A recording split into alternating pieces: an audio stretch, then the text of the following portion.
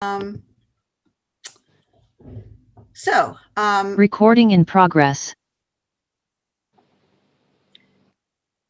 Welcome everyone to this special meeting of the Hayward City Council Budget and Finance Committee. And today we have one major topic on our agenda, that is the findings and recommendations from the Policy Innovation Workshop and update on community public safety work. So with that, I'm going to call this meeting to order. And I do believe I see both of my colleagues on the committee present, Council Member Lamnan and Council Member Wahab. And so with that, we will move to public comments.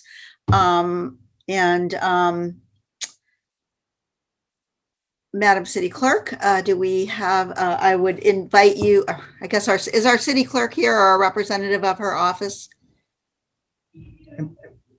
Who is Ms. handling the public comment? I see a hand raised. Chrissy's here. Yeah, Chrissy. Oh, Chrissy. Hi. Okay, great. Sorry, wouldn't let me unmute. So we did receive one public comment, which was forwarded to you guys earlier. But I can pull it up in my email if need be. That will be made part of the record for this meeting then? Yeah, so it doesn't look like the person who sent the public comment is in attendance. She wasn't sure if she was going to be able to make it, and she had asked that we read the first 3 minutes of what she had submitted. Well, that's not something we actually do, but it will be made part of the record for this meeting. And that has been uploaded to the website. Yes. And then do we have any callers who wish to comment? Oh, actually, I'm sorry. Before we get to that, we did receive one more. However, it was after the 2 p.m. deadline that we received moments ago. That has also been forwarded to your guys' email. I'm not sure if we want to bring that public or just post it to the website. Yeah, I think you should post that to the website too. I haven't seen it, but okay. And those are the only two that we have in written format. Okay. And I do think we have a hand raised, don't we, from the public here? That's correct. We've got George Sarop. I can unmute him and let him go ahead and talk. Okay.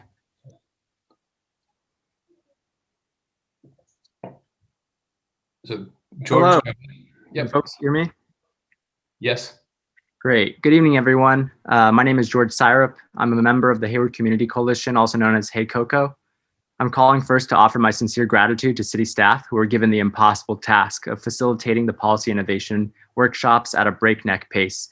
I participated as a community advisor and was consistently impressed by the level of professionalism our city staff continues to exhibit when handling such a sensitive subject. With that said, I'm disappointed but not surprised. Disappointed because many of the policies that came from these workshops completely failed to address the reason that they even took place in the first place, a national call to reinvest our police dollars into new models of public safety. But I'm not surprised. Hey Coco was very clear that a failure to include everyday people in the budgeting process and using appointed commissioners in the police would yield tainted results. And look at what we got. Several proposals that want to funnel more funding into the police. A real shocker. I'm also disappointed in city council members who have attempted to appeal to both sides, and you know who you are. On one hand, you have Hey Coco, who's hosting events in the community and creating space for families traumatized by the Hayward Police Department to speak out against injustice, and working to educate residents on safety alternatives that have had success across the country. And on the other hand, you have the Hayward Concerned Karens, who seem to only exist to counteract Hey Coco's explicit demands and have yet to offer any ideas of their own outside of a handful of policy recommendations that funnel more money into the police.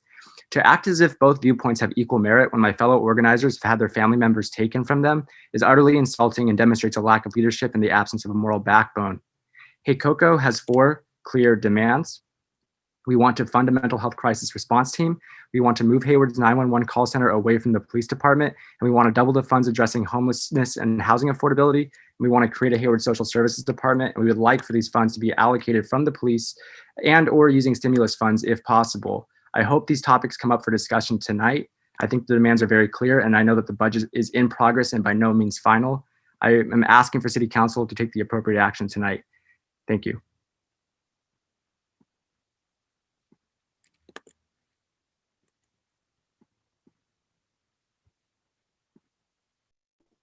Mayor, you're muted. Yes, I see. Sorry. Ms. Mello, do you have the clock that I've got it going. You have. Are you going to then time? Okay, great. Yep. I was watching. Okay, thank you. Okay, the next speaker, it looks like, is Lacey Amadei.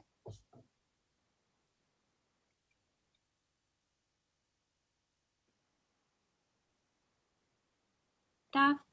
My name is Lacey Amadei. I'm a community organizer with the Hayward Community Coalition. I recently submitted a letter. I don't know if you had the chance to review it, responding to the staff report. Basically, you know, our organization submitted a very quick response late last week, but of course we didn't have the chance to look at the full staff report and the full final product, which is why we're calling in today. So I'm going to echo a lot of what George just said. I recognize that a lot of you all here put a lot of time, staff, all of the participants, and we're very thankful for that. But we have a lot to say, and we are very critical of the process and the final product. And we do, and that responsibility lies squarely on the council members who gave staff this direction and who have been overseeing this process. And basically, a lot of these structural problems we raised beforehand, and I think the final product shows that we were right to raise those problems. So number one, this is a huge problem to have no space for impacted community members or even community members to kind of speak and put out their own recommendations independent of the police department or representatives of the police department. If we're going to talk about situations of equity, I mean, come on, and people who have been impacted or who are fall in that population where they feel unsafe, you know, from the police department, you have to have a space for them. To throw them in the same group and to have them have a veto vote over what they have to say, this is the inversion of what equity would be. I just want to say that over the weekend, and we saw some of you there, we had a vigil for those that we have lost. We saw a lot of community members, impacted community members who have lost family members to police shootings. And this is what this is about. I do want to recognize and thank you all for helping to bring what I hope passes, which is an independent mental health crisis responders. This has been something that the family of Agustin Gonzalez has been asking for and begging for since they lost their loved one in 2018. So thank you all for, putting that in motion. This is something that's very positive that has come from this process. I hope it will continue, and I hope it is just a start and that you take seriously to expand the kind of services it can offer, and it becomes a permanent part of our community safety response, and that it is housed under fire or somewhere outside a police department, so we can have that option. I forgot my thoughts. I don't know how much time I have left. Sorry, 1 second. I do want to say that part of the process of Hey Coco and, and looking at what can be done aside from what other families have already asked for, we did look at other cities' processes. We looked at, Oakland, San Francisco, Eugene, Dallas, Austin, and many others. And I do want to say, again, looking at this process, there's a lot to criticize here. And, the policy is a final product. We're 11 months out. And that, and this is a failing of council. This is a failing of the direction you gave. All of the other cities, they started up front, developing the fleshed out policy, and they use subject matter experts, people who know public health equity, people that know mental health crises. I understand you interviewed staff members. That's great. That's important. But you also needed to bring in these subject matter experts in order to have fully fleshed out strategies. That's time. Okay. Thank you very much. Mm-hmm. Thank you. It looks like next we have Jesse Gunn.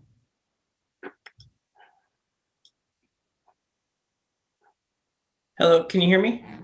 Yes. Okay.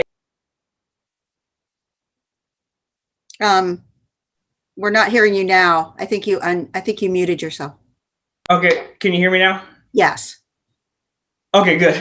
I am asking council to fund an independent mental health response team to move the 911 dispatch out of the police department, to double funds addressing homelessness and housing affordability, and to create a Hayward Social Services Department. Following council on social media, it seems the majority of council view themselves as champions of progressive ideas and allies and advocates. As one council member put it, as a doer instead of a talker. Yet the actions that we've seen don't connect with this. How can you look at the conviction of Derek Chauvin and proclaim justice on social media, then ignore the murders that have happened in our own city? How are you not angry? We don't want another conversation, a pause for reflection. We want action. Within these policy innovation workshops, there was an imbalance of power the moment that you decided to load them up with police and others who only want to uphold the status quo. And I dare say that it was done by design in order to sabotage this progress. You want to know how to be a champion of progressive ideas? You want to know what they would do? They wouldn't have even given the police a seat at the table except to answer the questions that others need, and let the experts create proposals on these policies. Giving the police the power to influence this conversation would be like Lincoln inviting slave catchers and slave owners to write the Emancipation Proclamation. That's not leadership. Instead, sure, why don't you take another opportunity to thank the police? Really dig in deep and make them feel appreciated. Council, if you're not making the police angry at you, you're not doing your jobs. If you're not angry, you're not doing your job. So why aren't you angry? Our city spends more time evicting unhoused residents from the streets than what's being spent actually lifting them out of poverty. $80 million to the police, and yet the number one concern of residents continues to be to help the homeless. You have had every opportunity to be a champion for us, and instead we're left just counting the days. We couldn't even discuss the absurdity of police drones because the police chief couldn't make it on account of his officers killing someone that same day. I urge you to take action tonight. Instruct city staff to implement Hey Coco's 4 demands in order to improve public safety. And as a bonus request for the next speaker, I would love it if you could put that timer on the screen. It's a little unnerving not knowing how much time I have left, but thank you so much. Yes, thank you. And is that possible, Mr. Clausen?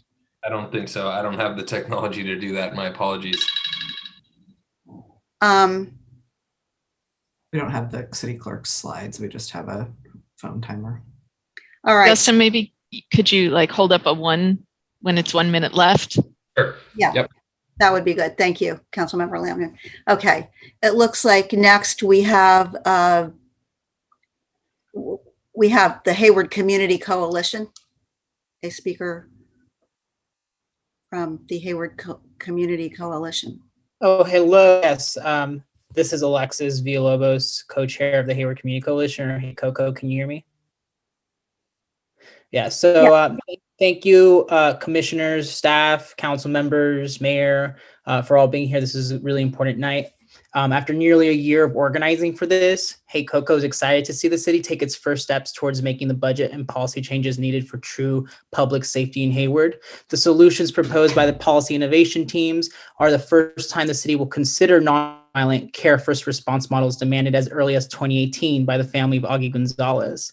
As you deliberate, please keep in mind the lives lost and the irreparable harm done to their families and our community by the current system. Along with Augie Gonzalez, a few names you should all know include Stoney Ramirez, Roy Nelson, and Nate Greer. In preparation for your deliberations, Hey Coco recently revised its official demands. Demand number 1 is to fund a mental health crisis response team. Demand number 2 is to move Hayward's 911 call center away from the police department. Demand 3 is to double the funds addressing homelessness and housing affordability. And demand 4 is to create a Hayward Social Services Department. We're excited to see several of our demands being addressed in these proposals, but we want to be clear that these demands are for alternatives to policing in order to protect the sanctity of life. This includes reallocating a portion of Hayward Police Department's over $80 million towards non-police solutions. Hey Coco objects to any proposal that would increase HPD's budget or police presence in our neighborhoods. Along the same lines, we object to the stimulus funds being allocated towards the police department. The heart of our goals is to create alternatives, not additions to the police. The enclosed, I'm reading off of the letter that we submitted. I'm sure you've all read it. I'm thinking it is kind of weird to not have the time ticking. Just a little feedback for next time. To echo what Jesse said, I guess I have another minute. I'm going to yield my time, but I really am looking forward to hearing this conversation. I'm feeling really optimistic about this. There's been a lot of good work that's been put behind this. We're going to be very critical, of course. We're going to continue putting the pressure on as we go into the budget cycle and council starts deciding what they're going to do after over a year of considering these things. But I'm feeling optimistic. Please don't disappoint. Thank you. Thank you. Next, it looks like Hayward Concerned Citizens. I think that's TJ. Yes, TJ.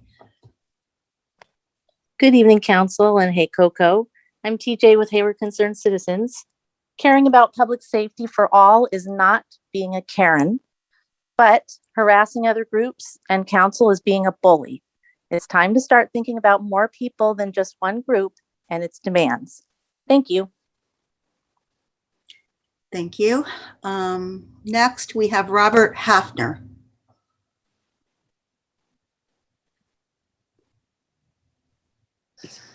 Hello, can you hear me? Yes. Hi. So I'm not part of any group. I'm just a citizen of Hayward calling in. Last November, my wife and I woke up at about 3 a.m, maybe closer to 4 a.m., because a homeless man had come into our house, broken into our home, and was having a mental health crisis. At that time, what we needed was a mental health crisis team. Unfortunately, in Hayward, the only option was police. So instead of getting help for this man and focusing on this healthcare issue, we had to deal with a bunch of armed men showing up at our house. From my perspective, that's just backwards. The police should not be dealing with healthcare issues. I shouldn't, when I have somebody breaking into my house, be more concerned about whether the police are going to show up and murder somebody on my porch than I am about somebody having a mental health care issue. I know we're talking about a lot of things here, but, we really should be looking at healthcare issues as healthcare issues. We should not be using the police for everything that happens in this community. We shouldn't be spending roughly, half the budget on the police department when there are other people who could be doing the job better. I mean, the police themselves, they shouldn't have to be called for all of these things. It doesn't make any sense to me. Something like a mental health crisis team is just the lowest effort thing that we could do to make this situation better. And in my entire time in Hayward, the only time I've ever needed to call emergency services outside of a car accident in front of my house has been because of a mental health issue, has been because of a homeless person having a problem and needing assistance. It doesn't make sense that we spend so much money on enforcement and not nearly enough money on helping people who need help. That's all I have to say. Thank you. Thank you. And next we have, it looks like Trustee Sarah Prada.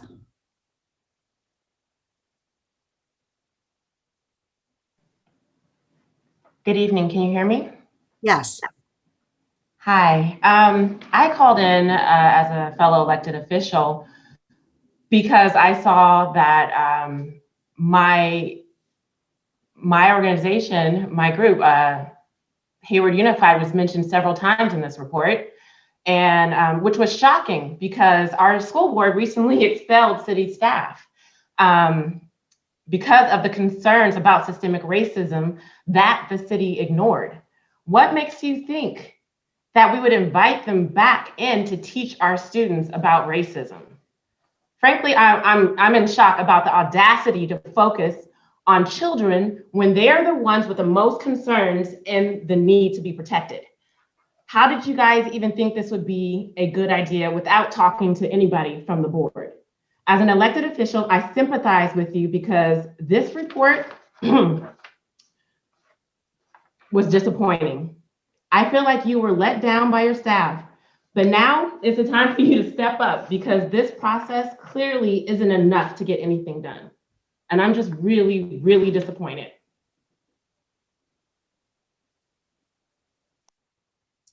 Are you finished with your remarks? Yes, I'm done. Thank you. I don't see any other hands raised from the public. So we will close public comments and move on to our presentation by the staff of the findings and recommendations from the Policy innovation workshop and an update on the community public safety work. So Madam City Manager, I'm going to turn this over to you at this point. Thank you, Mayor Halliday. I just wanted to provide some prefacing comments going into this before the presentation. This is maybe a pretty lengthy presentation as we have representatives from each of the teams making parts of the presentation. But I think hopefully it will be beneficial, and you'll be able to hear a lot about the thought process that each of the teams went through in developing these recommendations that have come forward to the committee tonight. First, I want to just express my tremendous gratitude to our board and commission and community members, our staff members, and particularly the team leads who executed this process and developed this process, which was incredibly time consuming. And as you'll hear, really engaged a lot of members of our community in conversation, a lot of different sort of community advisors in this conversation. And I just want to acknowledge their tremendous work that they've done. It's pretty remarkable what they were able to accomplish in the short period of time from the formation of these teams at the end of January. So I just wanted to acknowledge all of their work.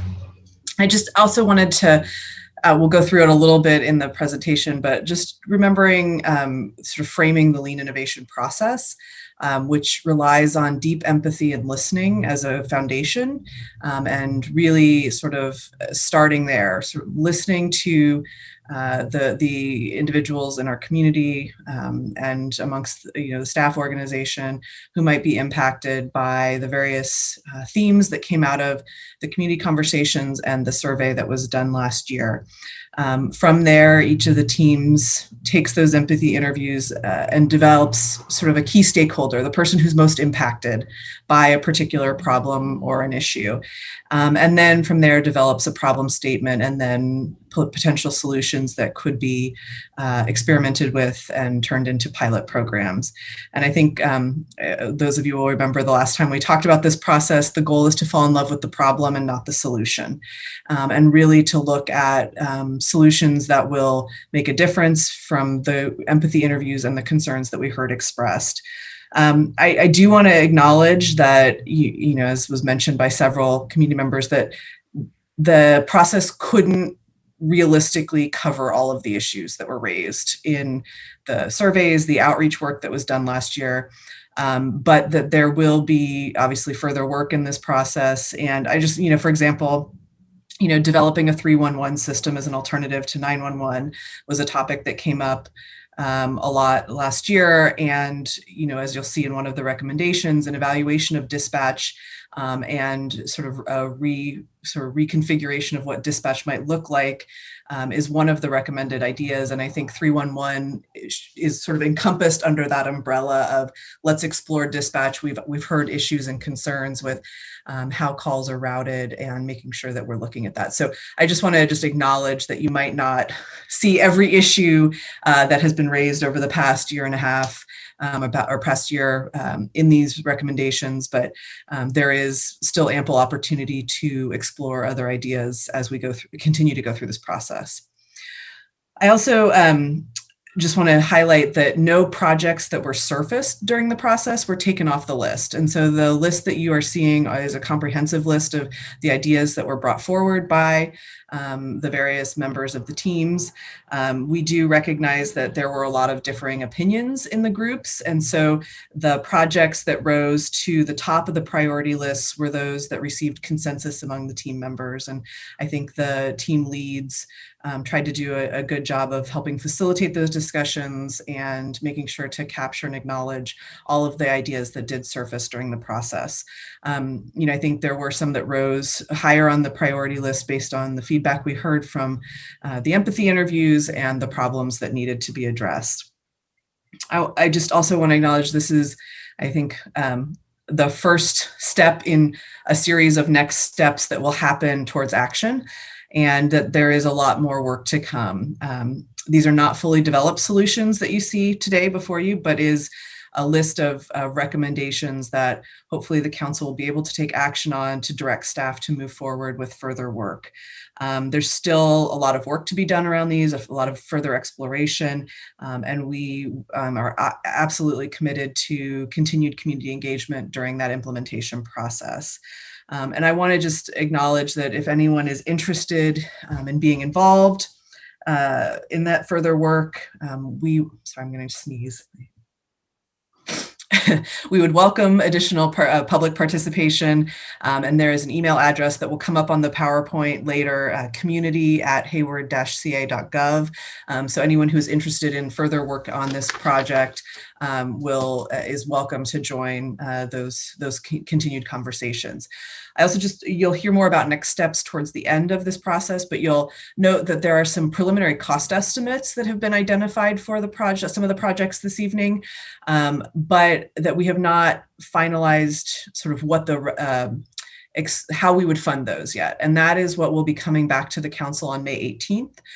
Will be sort of based on your feedback today on the project list and the priorities on that list. We would then, as a staff team, be working to develop the funding recommendations that the council could adopt on May 18th that would then be incorporated into the budget. So that is the next step in the process. So again, sort of concerns about how these projects have been funded, none of those decisions have been made yet. And so that's sort of the next step in the process. So with that, I think I am turning it over to Nick, or am I turning it over to Terrence? I can't remember who comes first. I apologize to start the presentation. Yeah, I'll be starting the presentation. Great, thanks, Terrence. And Terrence Kendall is a management fellow in the city manager's office and has been instrumental in helping as a team lead on the project. So thanks, Terrence. And which one of my team members was gonna share their screen for the PowerPoint, or was I can go ahead and share my screen.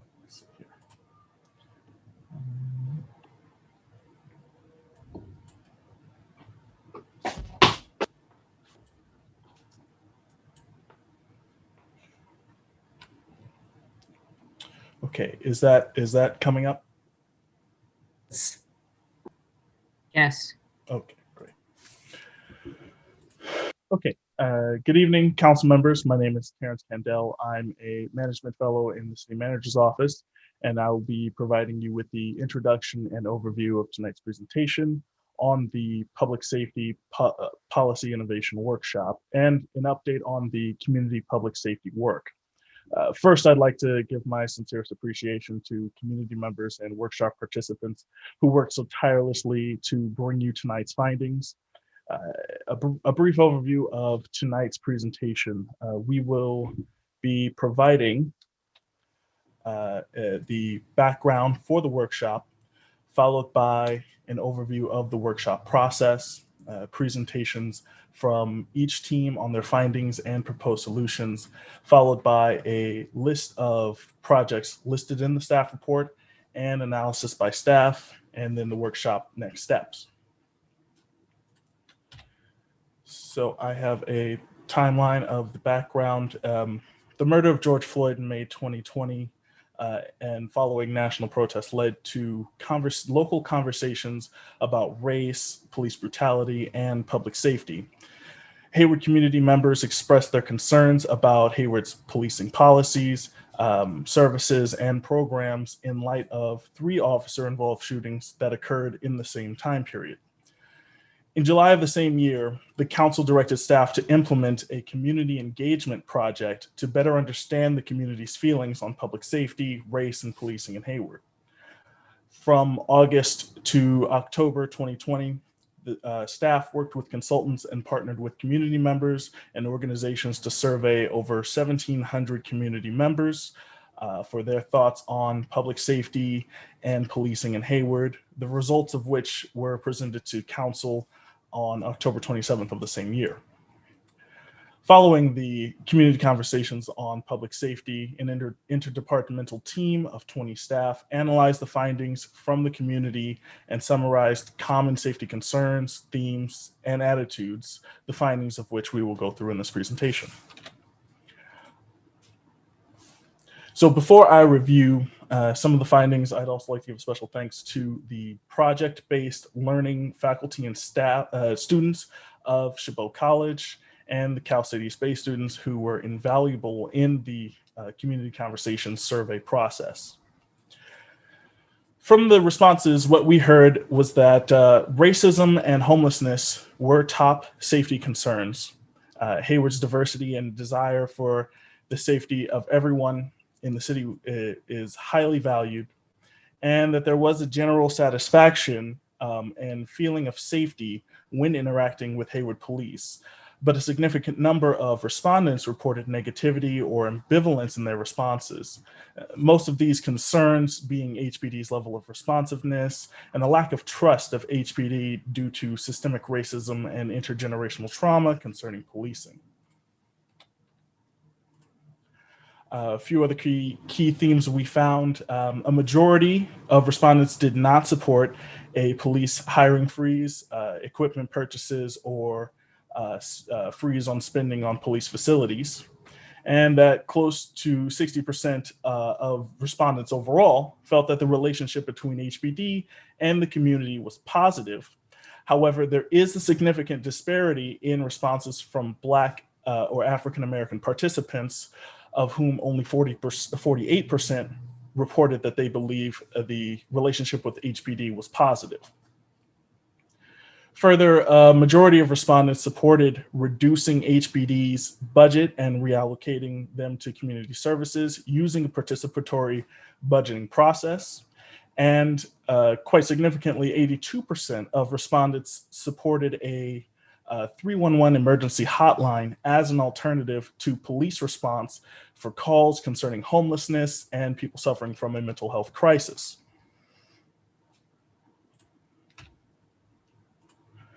The project process timeline, data, and detailed responses were recorded and can be found on the city website at hayward-ca.gov/HaywardSafe, as well as contact information for the coordinating team who are available to provide more information.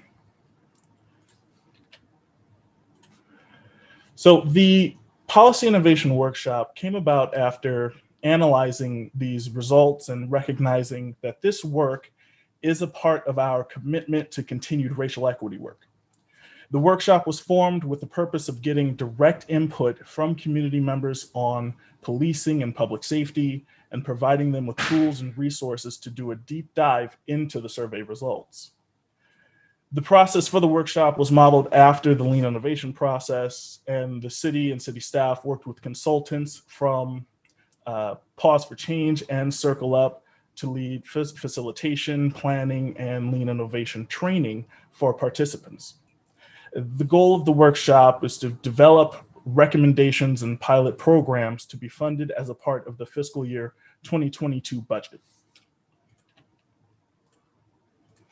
Now, the first Policy Innovation Workshop was held on Wednesday, February 18th, 2021, and was formed with 33 participants, including 13 community members and 20 city employees, 9 of which were HPD staff, 4 were Hayward Fire Department staff, and 7 from various departments throughout the city. Over the course of 10 weeks and over 2,000 combined hours, participants identified the most pressing concerns raised in the community conversation responses and were then broken into 5 teams to tackle 4 identified challenges, conducted 91 interviews, and developed 25 project recommendations. Teams identified key community stakeholders, interviewed them to learn from their lived experiences, and drew insights from those interviews to inform a solution brainstorming. The teams then prioritized their solutions and identified assumptions that will need to be addressed in shaping the projects through implementation. And with that introduction, I will now hand the reins to Artie Garg, who is a workshop participant and will be presenting for Team A. Thank you, Terrence. Are you going to show the slides from our team's findings? Let's see. I believe someone else should be running that. It just goes right to the next slide. Let's see. Oh, right here. Okay, there we go. Yeah. Yeah. Hi. Hello, everyone. Hi, my name is Arthi Garg, and I'm speaking on behalf of Team A, which was comprised of the people listed on the slide: Priscilla Banks, Tasha DaCosta, myself, Wayne Smith, Andrew Westfield, Michael Wright, and our coach was Hayward city staff member Laurel James. I myself am a community member and also a member of the Community Services Commission. Can you move to the next slide? So we were one of two teams that was addressing the specific challenge that was addressed and surfaced through the community interviews that took place last year. The challenge specifically was, our challenge is to address the lack of trust between the community and government, including both the city leadership and Hayward Police Department, which stems from a lack of communication and relationship building, as well as an inadequate recognition by the city of the long-term negative impacts of systemic racism. While this challenge pertains to many members of the Hayward community, we opted as a team to focus on a specific stakeholder, specifically community members who identified as people of color under the age of 30. Can you go to the next slide, please? So as we were trying to brainstorm through potential solutions, apologies about that, we also identified several of the key unknowns that might impact what solutions we might want to propose to this challenge. In particular, some of the questions that we raised was the lack of trust.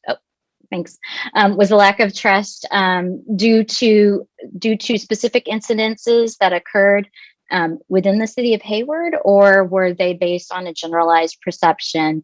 The reason we felt that this was important is that depending on what the root cause of this lack of trust was, would have potentially some bearing on the solution. We also didn't really know what trust and communication could look like and what would feel like a trustful and open communicative relationship. And so those things were things that we wanted to look to understand, particularly from the perspective of the stakeholder. And in addition, we also didn't really have a key understanding based on the output of the community interviews that were conducted last year as to what the most common interaction with the stakeholder we were talking about was between city government and staff, and also the Hayward Police Department. So we were sort of entering this process with some of these key factors being unknowns. Can you go to the next slide? Overall, we conducted across the team 14 empathy interviews with various members of communities who fit the profile of the stakeholder we had identified. I don't know if it's in here, but one of the things we discovered, it was actually kind of difficult, particularly with Zoom and not necessarily being able to go out in the community and meet people, to identify community members who wished to be interviewed as part of this process or were able to be interviewed. But some of the things that we did learn through the interview process was the power dynamics of interactions between people who identified as people of color under the age of 30. And both the city government and the police created, uncomfortable relationships. And so those power dynamics are really important to understanding what their experience of being a community member. In addition, we got some more information about the communication, and one of the pieces of feedback or that we learned through these insights was that part of that feeling of lack of communication is a lack of timeliness, because that creates sort of information gaps and alternative narratives that can take hold. We did discover through these interviews that many of the people that we interviewed were their perception of city government and the police department was shaped by experiences that were broader than direct experiences with Hayward government and Hayward Police Department. They were perceptions that were based more broadly over things that are happening across the nation and things that are happening in other parts of the region that we live in, not necessarily within Hayward city limits. And, in addition to that, we also, uncovered that there was a feeling of not a full understanding of what the scope of what the city and the police do.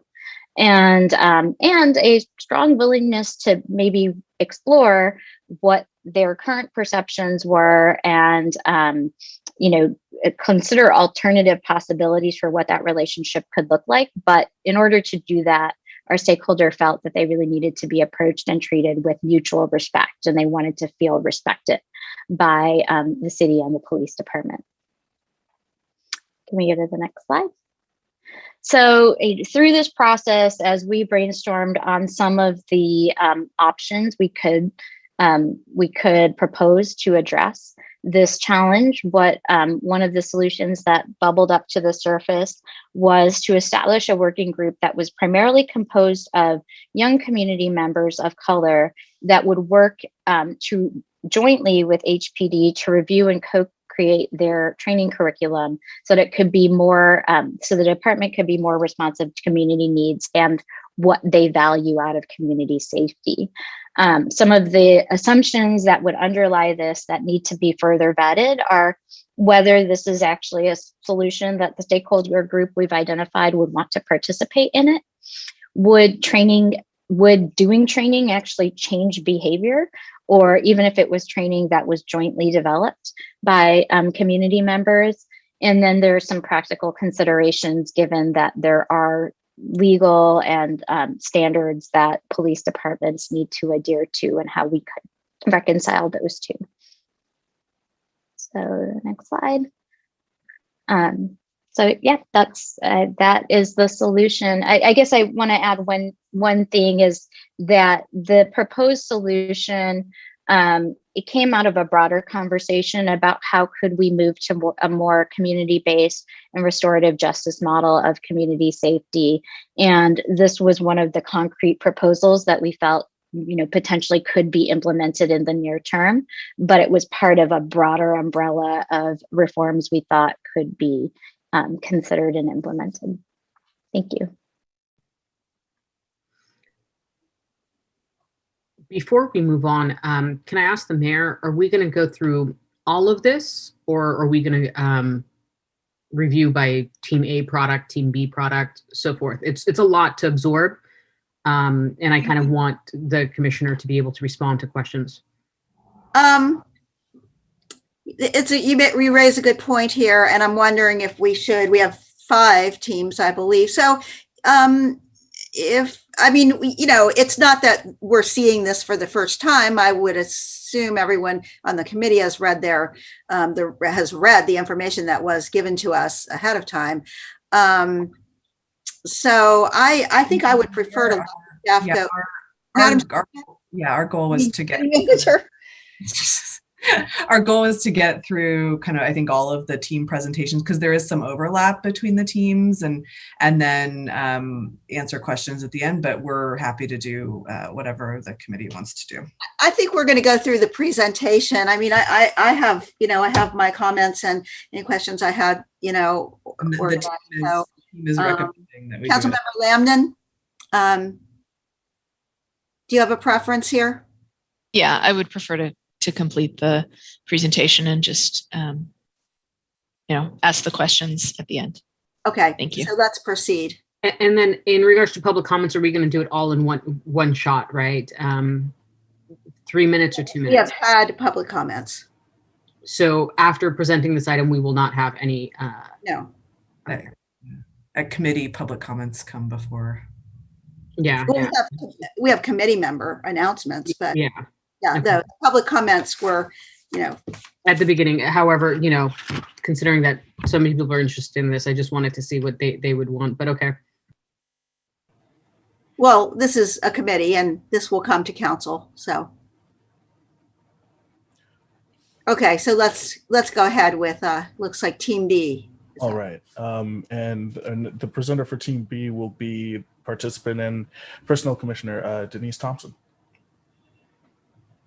Good evening, everyone. My name is Denise Thompson, and I am a Southgate community member, and I'm a personnel commissioner for the city of Hayward. And along with my Team B members, Tommy Clayton, Brenda Gomez, Wade Harper, Jamie Martin, Sandy Wong, and our coach, Nicholas Mullins. I will go ahead and present our policy innovation. Next slide, please. Our challenge for Team B, there is a lack of trust between the community and government, including City Hall and Hayward Police Department, stemming from a lack of education, communication, and relationship building, and inadequate recognition of the long-term negative impacts of systemic racism. Our stakeholders that we interviewed were youth 26 and under. Next slide, please.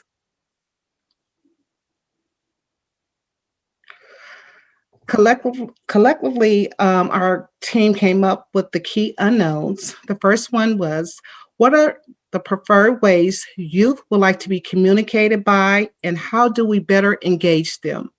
Secondly, how can we improve access to resources for youth? And lastly, what resources can we provide youth to prevent desperate outcomes? Next slide, please. Together, our team came up with several empathy insights, which took place with 18 community members. The first one was social media that caters to the youth, usage of more social media platforms to share information, rebranding the city Instagram account, TikTok, YouTube, etc., more information regarding services provided by the city and within Hayward, more opportunities for citizens to partner with the city and learn about city functions. Our team used empathy insights to propose some solutions that focus on sharing information and building relationships while broadening the city's understanding and how to engage youth, the impacts of service provided, and learning from youth to improve services. Next slide, please. So together, our team came up with a proposed solution. City Hall, Hayward Unified School District workshops, biannual workshops across Hayward Unified School District. And our riskiest assumptions were youth do not have adequate access to resources and information regarding city functions and services.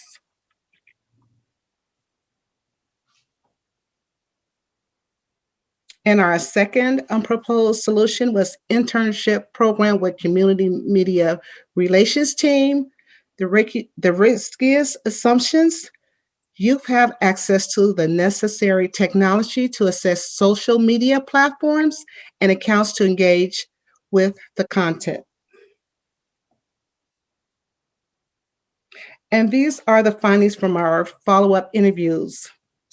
Stakeholders were excited about the proposed solutions and offered feedback, questions to answer before implementation. The first one was, what format is best for developing relationships, engagement, and understanding with school-age Hayward community members? For example, in school workshops, classroom visits, city-run resource fairs. Number two, what community partnerships needs to be established to present service and resource options within the city? Number three, what agreements need to be established with Hayward Unified School District to conduct in-school workshop? Is that the preferred format? And lastly, what is the recruitment process for the internships, or should the city utilize the Hayward Youth Commission for recruitment? And this concludes our presentation for Team B, and I would like to hand it over now to Brian Matthews. All right, thank you very much. It's my pleasure to present tonight on behalf of Team C. Team C consisted of Varsha Chauhan, George Escutia, Harnor Gill, Andrew Kazemi, Jessica Lobadan, Minnie Beach, Dr. Emily Young, and myself and my co-coach, Daniel Mao from the city manager's office. Next slide, please. So our challenge statement was that systemic health inequities for Black, Indigenous, and people of color, inadequate cultural responsiveness, and a lack of resources have led to limited and or uncoordinated response options for mental health crises. And we identified an extensive list of stakeholder groups and stakeholders, but our primary stakeholder was identified as people in mental health crisis. And just for clarification, these are people who have an immediate need to be connected to services. Next slide, please. Some of the key unknowns that our team identified: there was a lot of unknowns regarding the current system in Hayward, what processes and resources exist when responding to mental health crises.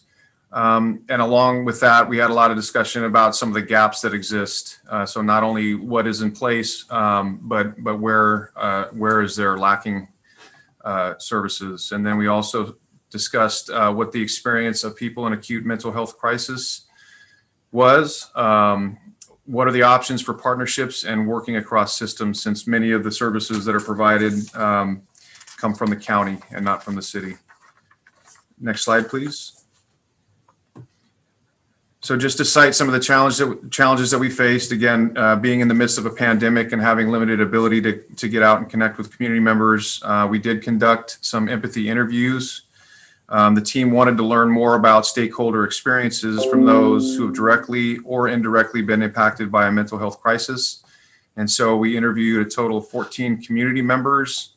And our key takeaways, our key empathy insights were that challenges exist with communication and access to services, that there are training needs and relationship building needs between responders and service providers, that there are limitations in resource availability and response, and that there is a lack of intervention services prior to crisis and a lack of follow-up or continuity of care post-crisis.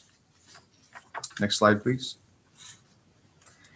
Our proposed solution, we developed multiple solutions, but the top solution was to increase behavioral mental health services as a part of responses. And specifically, we discussed providing behavioral and mental health specialists in the call center and dispatch and some on-call clinical support. Our riskiest assumption was that the solution will be useful for people in crisis and that people will feel comfortable using the solution and that there will be resources to direct them to. Next slide. So we developed some questions to test during a pilot for this. So will the solution lead to people feeling more comfortable calling in to access services? What is the best way to inform the already difficult to reach stakeholders about these new services? And how can we better track the data related to mental health response and ensure it is communicated to collaborative partners? And with that, next slide, please. I will turn it over to Team D and Zachariah and Andrew. Thank you. Hi, my name is Zachariah Okenda. I'm a community member and also a planning commissioner and a former member of the Community Services Commission and also a panel member on the community advisory panel to the Chief of Police. Mouthful. Andrew, you want to introduce yourself? Yeah, my name is Andrew Galley. I'm a firefighter with the Hayward Fire Department, currently a captain, also the union president for Hayward Firefighters Local 1909. And the rest of our team consists of Alex Iwaniki, oh my gosh, Iwaniki, Amy Cole, Dr. Amy Cole, Andrew Galley, Baba Manzo, Faye Maloney, Rachel Zargar, myself, and our coach, Mary Thomas. Apologize to Alex. Next slide, please. Our challenge is that Hayward has inadequate shelter, housing, and outreach services to meet the needs of people experiencing homelessness. As a result, some people decline current shelter, housing, and outreach resources and services.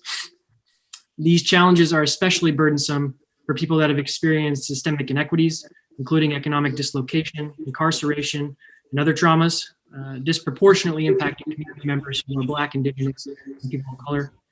The stakeholder most impacted, though we identified many stakeholders, are people in Hayward who experience homelessness and who also calls for service in the city.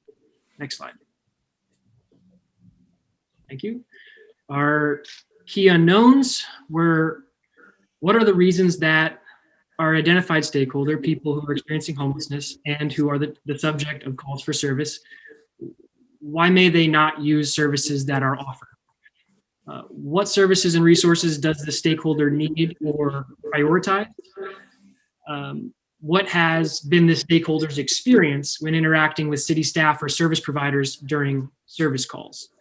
All of those are just kind of getting at this fundamental point that a lot of staff who currently are doing the work, report back that many of the services that are offered to folks in our community, unhoused individuals, they are turned down. So what are the reasons for those? The key empathy insights from unsheltered people in Hayward, if you can move to the next slide, excuse me. The key empathy insights, they come from conducting 17 empathy interviews, and actually just yesterday conducted a few more on a trip out to visit some encampments with some members of our group. There is an overall lack of shelter services of all types, was probably the primary response that we received. Additionally, privacy and safety are key factors for users of shelter services, particularly issues with congregate shelter options. So those who decline services often have challenges with mental illness, addiction, incarceration, and other trauma that may make traditional congregate shelter options inaccessible or undesirable. Past experiences with law enforcement and incarceration can create these trust barriers, which can sometimes be overcome with sustained compassionate outreach. Additionally, we found from listening to impacted members that clearing encampments often moves unsheltered community members to another area in Hayward, and we know that this isn't really addressing the root issue. And of course, this is all over the nation, and I'll add that we also heard, and I heard yesterday, that too many laws currently prioritize quality of life of housed residents over unhoused residents. There are a lot of needs that just aren't going met. Andrew, for the next slide.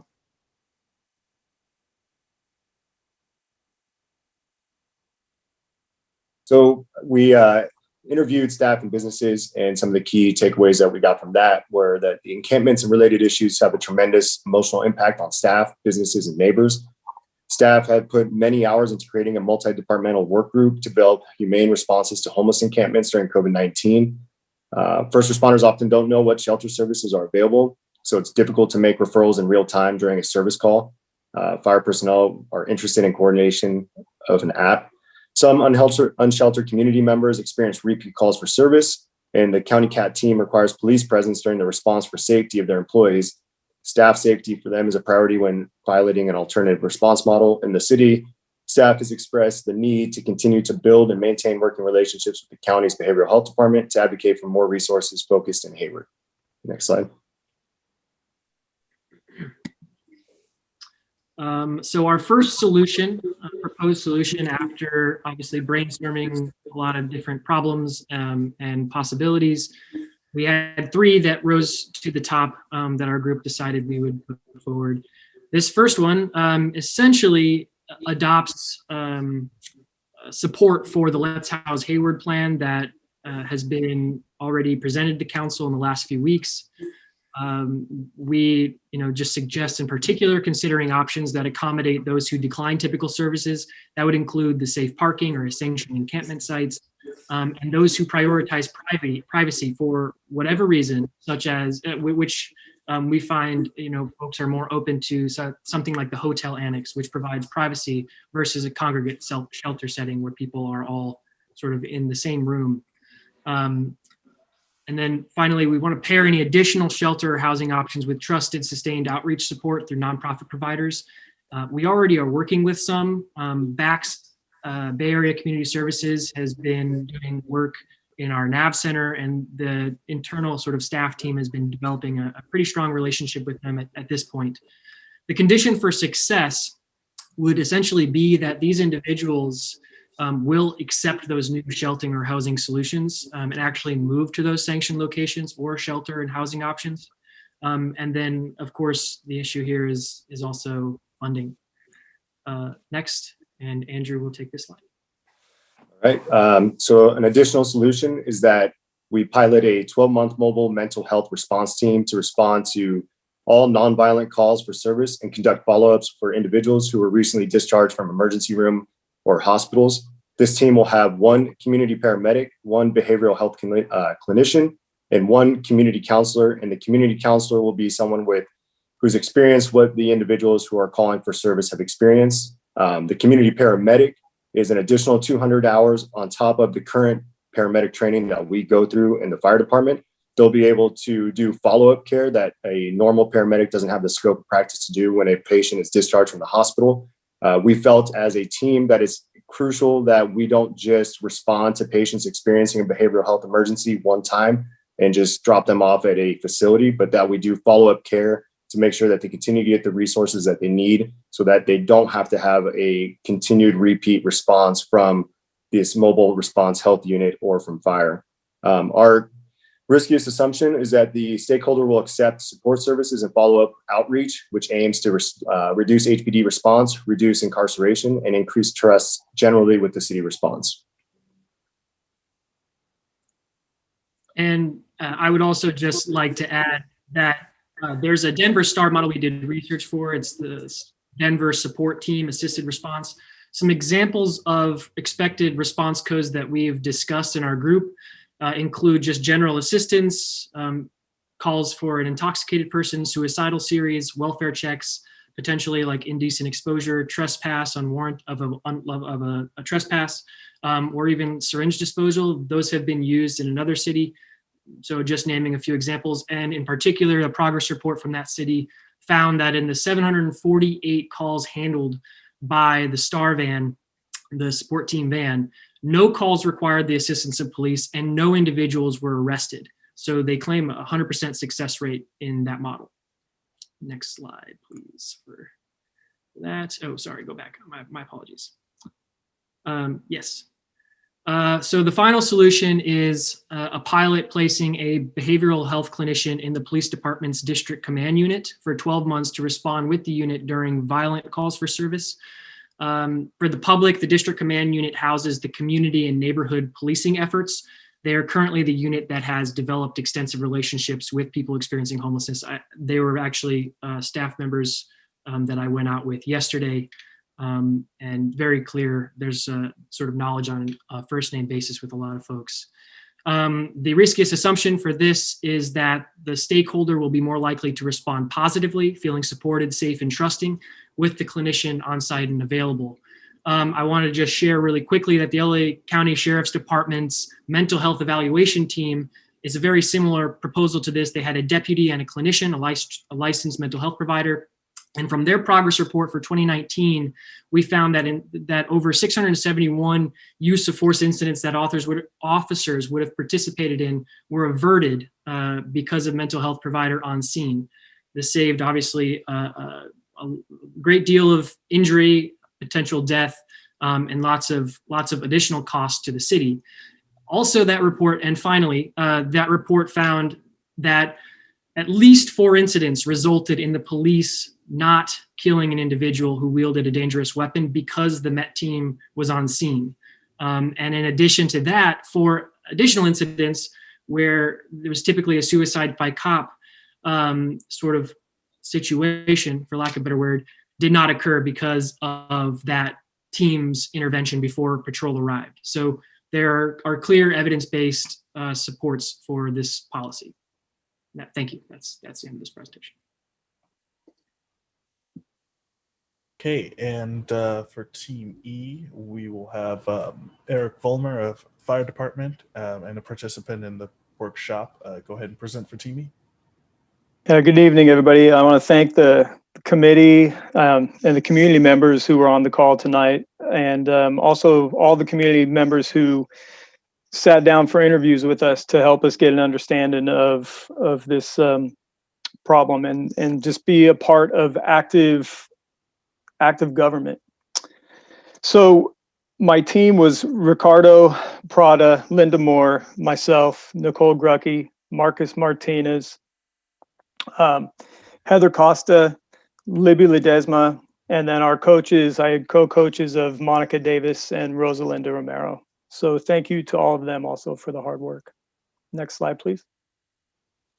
So our challenge statement was that there are limited public resources and a possible misalignment between resource allocation and community safety needs, including inadequate transparency, accountability, and focus on the long-term negative impacts of systemic racism. The stakeholder that we were wanting to focus on were communities of color in Hayward. Next slide, please. So our key unknowns were what type of responses do communities of color want to see under different situations when they need help for public safety. Example, what kind of response would they like to see for a property damage call versus a mental health crisis? And I think we just heard a really good answer to the question for mental health crisis from our last group. And then the other thing was that we wanted to do, how do we find this? We started with two questions that all of our interviews focused on, and that was, have you ever had to call 911? What was the response? What did you feel about the service you received? And if you could change anything, what would that be? And then the second part was, have you ever had an emergency and not called for service, and why? Next slide, please. So we were able to interview 15 members of the community.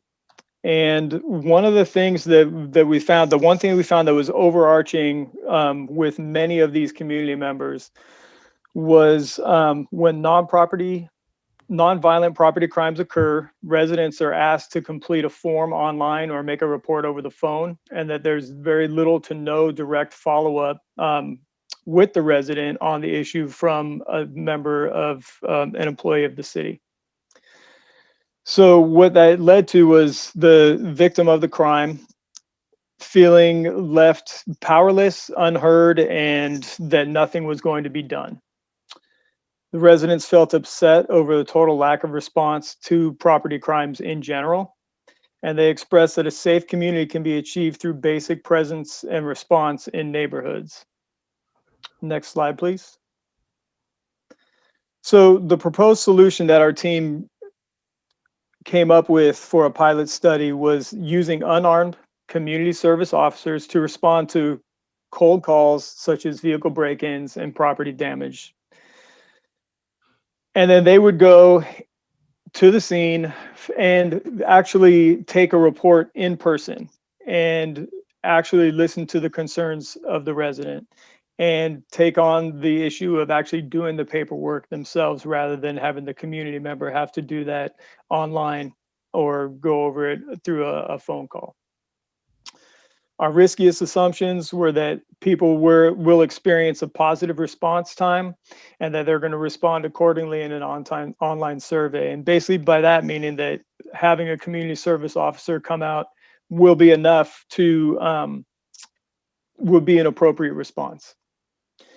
And then the other riskiest assumption was that people will be comfortable having a non-sworn officer, unarmed, respond to these type of calls. And then the next slide, please. So during the pilot test, if this pilot is chosen, some of the questions that we would like to see and some of the things we would like to look at before the pilot is, what would closure and true success look like in this type of a program? Is the interaction measured as successful only if the crime is solved? Or does the fact that we're actively engaging with the community, is that a step forward?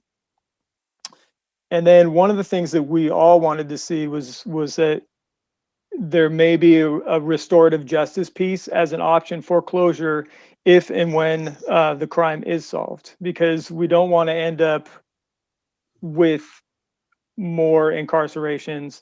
And we felt that the restorative justice process would be a really good fit with this type of program. As community service officers get assigned to neighborhoods, how can it be assured that there are culturally competent responses? And part of that was we would like to ensure that these community service officers come from within the communities that they're going to be serving. They're coming from Hayward and they're Hayward residents. And then would it be the best practice to have the assigned CSO with ties or history to the city of Hayward, which is what I had just said there. Next slide. And then that is it from Team E. Thank you. All right, so I'll cover the next section of the presentation here where we're going to talk about some of the project priority categories. And just before we get into that, I just want to let folks know who are watching, who are not a part of this process, that what we found when we were talking about solutions is that there were some overlapping or similar solutions that existed within different teams and multiple teams. And so the project coordination staff actually refined and consolidated some of those into the 25 that are listed in the staff report. And that was an effort on our part to be concise.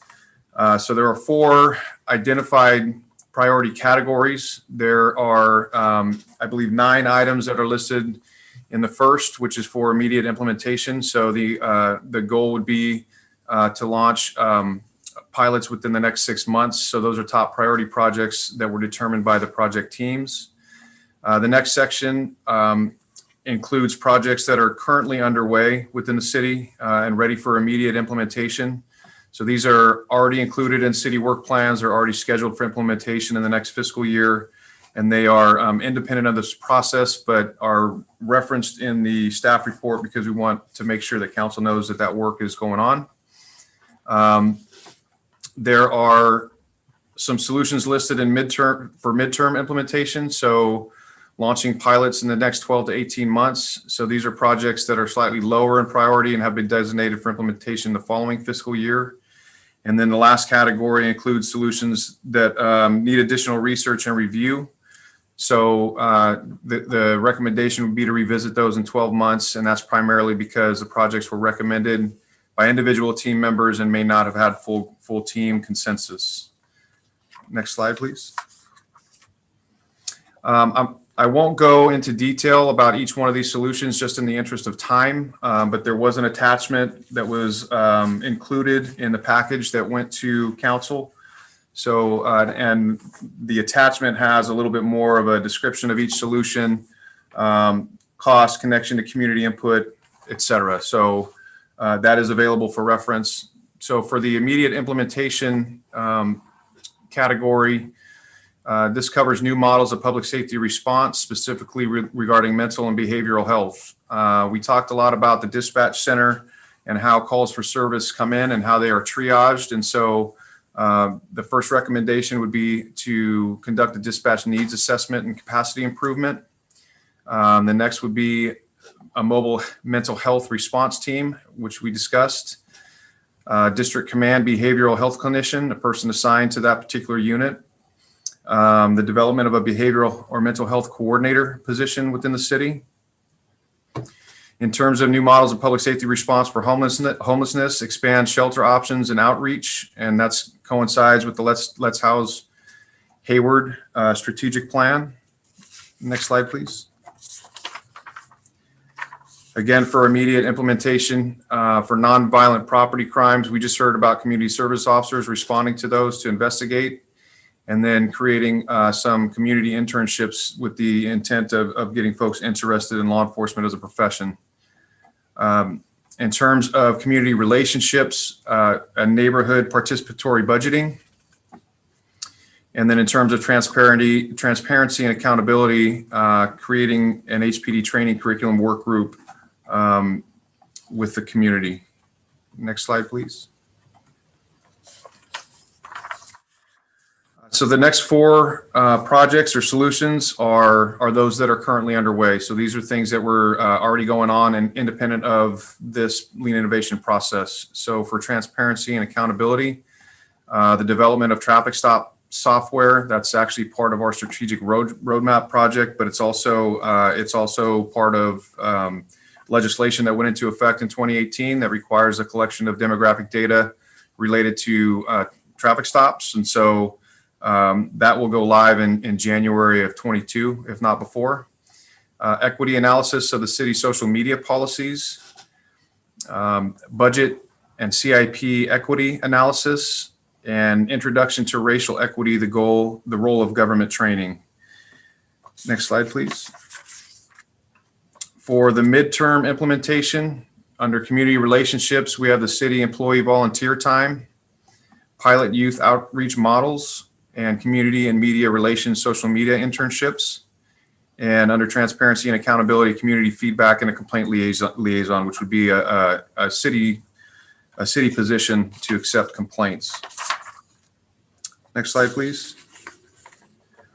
Under the additional research needed category, in new models of public safety response, to hold city facilitated discussions, to engage behavioral and mental health experts regarding responses in Hayward, to explore a program that provides monthly stipends for income qualified individuals, to establish a process for people to voluntarily provide behavioral or mental health information pre-crisis, to run a city-sponsored behavioral or mental health destigmatization campaign. Next slide, please.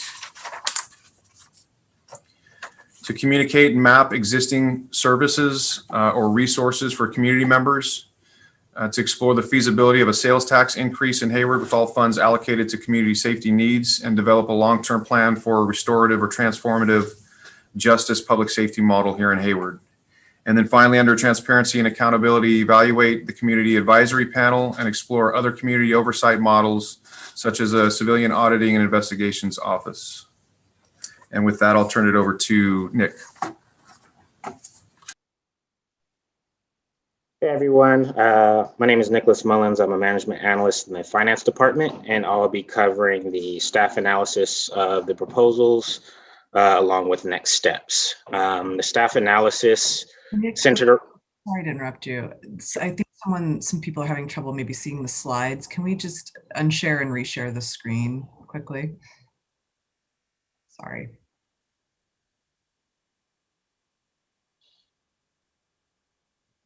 One second. Thanks, Terrence.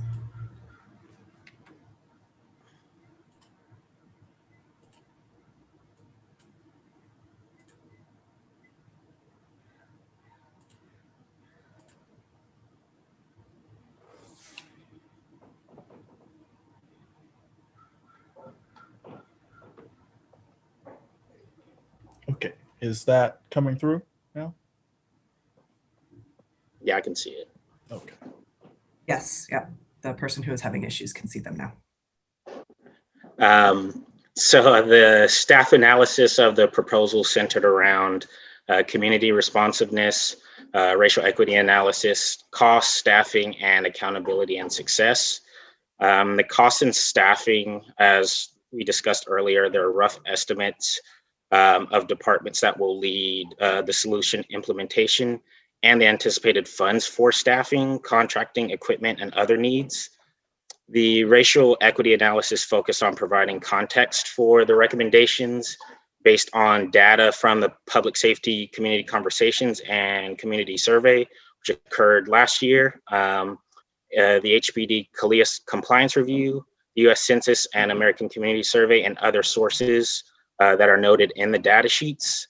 Lastly, staff also made preliminary suggestions on how to report out the progress of each project and metrics to measure success. Next slide, please. So here are some of the costs for the projects listed under immediate implementation. I won't go through each one, but you can see some of the larger asks, $900,000 for the mobile mental health response team, $400,000 for the dispatch needs assessment and capacity, along with $350,000 for the neighborhood participatory budgeting. Next slide, please. And for the midterm implementation, we have the pilot youth outreach, the social media internships, which is set at $25,000, and then the community feedback and complaint liaison, which is set at $75,000. We also note that some of these proposals are listed as zero, but it doesn't necessarily mean that there aren't any costs for these projects. Staff time, work prioritization, and other processes will need to be analyzed to determine the trade-offs for implementing these projects, even though some of them may not necessarily have an additional funding ask. Next slide, please. So for continued community involvement, each of the pilot projects will have an interdepartmental steering committee of city staff. Many of the workshop participants and other community members have expressed a desire to stay involved. Some of the possibilities include community involvement on implementation teams, especially for projects targeting community relationships and trust building, community oversight of pilot projects, and as City Manager McAdoo mentioned earlier, for those that want to be involved or offer feedback on the process, please email community@hayward-ca.gov. We really do want to involve community members as much as possible moving forward, as these proposals will directly affect them. Next slide, please. And then next steps, we'll receive feedback from the Council Budget and Finance Committee tonight, and along with additional analysis, we will present to City Council on May 18th during the budget work session. We are hoping to use the feedback to support project implementation, provide more accurate estimates of staffing and funding requirements, methods to measure project success, develop project update report outs to council and the public, and then how to continue to engage with our community in solution development and gain insights from a diverse range of residents. We have, once again, we have noted that everyone may not be accurately represented from the work we did last summer and during this process. So we do want everyone to have an opportunity, or as many people as possible to have an opportunity to help on solution development. Next slide, please. And from there, I will open it up to questions. Mayor, I just wanted to indicate that because there's so many different people and different people who might be responding, I'm going to try and, the team decided that I would try to facilitate. I have a list of the team leads, and I'll try to sort of field questions and then pass them along to the appropriate people to respond. And then if there are the presenters from the teams who want to speak or want to add any comments, or if anyone wants to add comments, to just raise their hand so I can make sure to keep track of that. Yes. Okay. That's good. So I guess we'll take questions as they come. So let's see. I don't see that either of my colleagues on this committee have raised their hands, so I'm sure they both would like to speak. Councilmember Lambton, go ahead. Sure. So I have a couple quick process questions, and then, so the first process question is, do you want questions and comments together, Mayor? You know, as we normally do, or? Yes, I want them together, but let's, perhaps you could, if you can divide them up as you speak, and ask the questions, and let's get them answered and then make your comments. That makes sense. Thank you. I'll do my best to do that. And then I know I was a little confused, and this may have been what Mayor Pro Tem Wahab was mentioning earlier. I didn't quite catch on the agenda that it was public comments first. Sometimes we do that in committees, and sometimes we do public comments tied to an item. I don't know if it makes sense to have another maybe short public comment period for anybody who may not have understood that. I don't know if that makes sense or not. I just thought I'd ask. These comments are limited only 2 items on the agenda and submitted in writing prior to the meeting. So and it is the usual way we do committee presentations like this, with having public comments on the items on the agenda. I know there have been committees where I have where I have, when we used to be in the same room during the meeting and there were, a few people, you could be a little less formal about it. But I think that maybe, I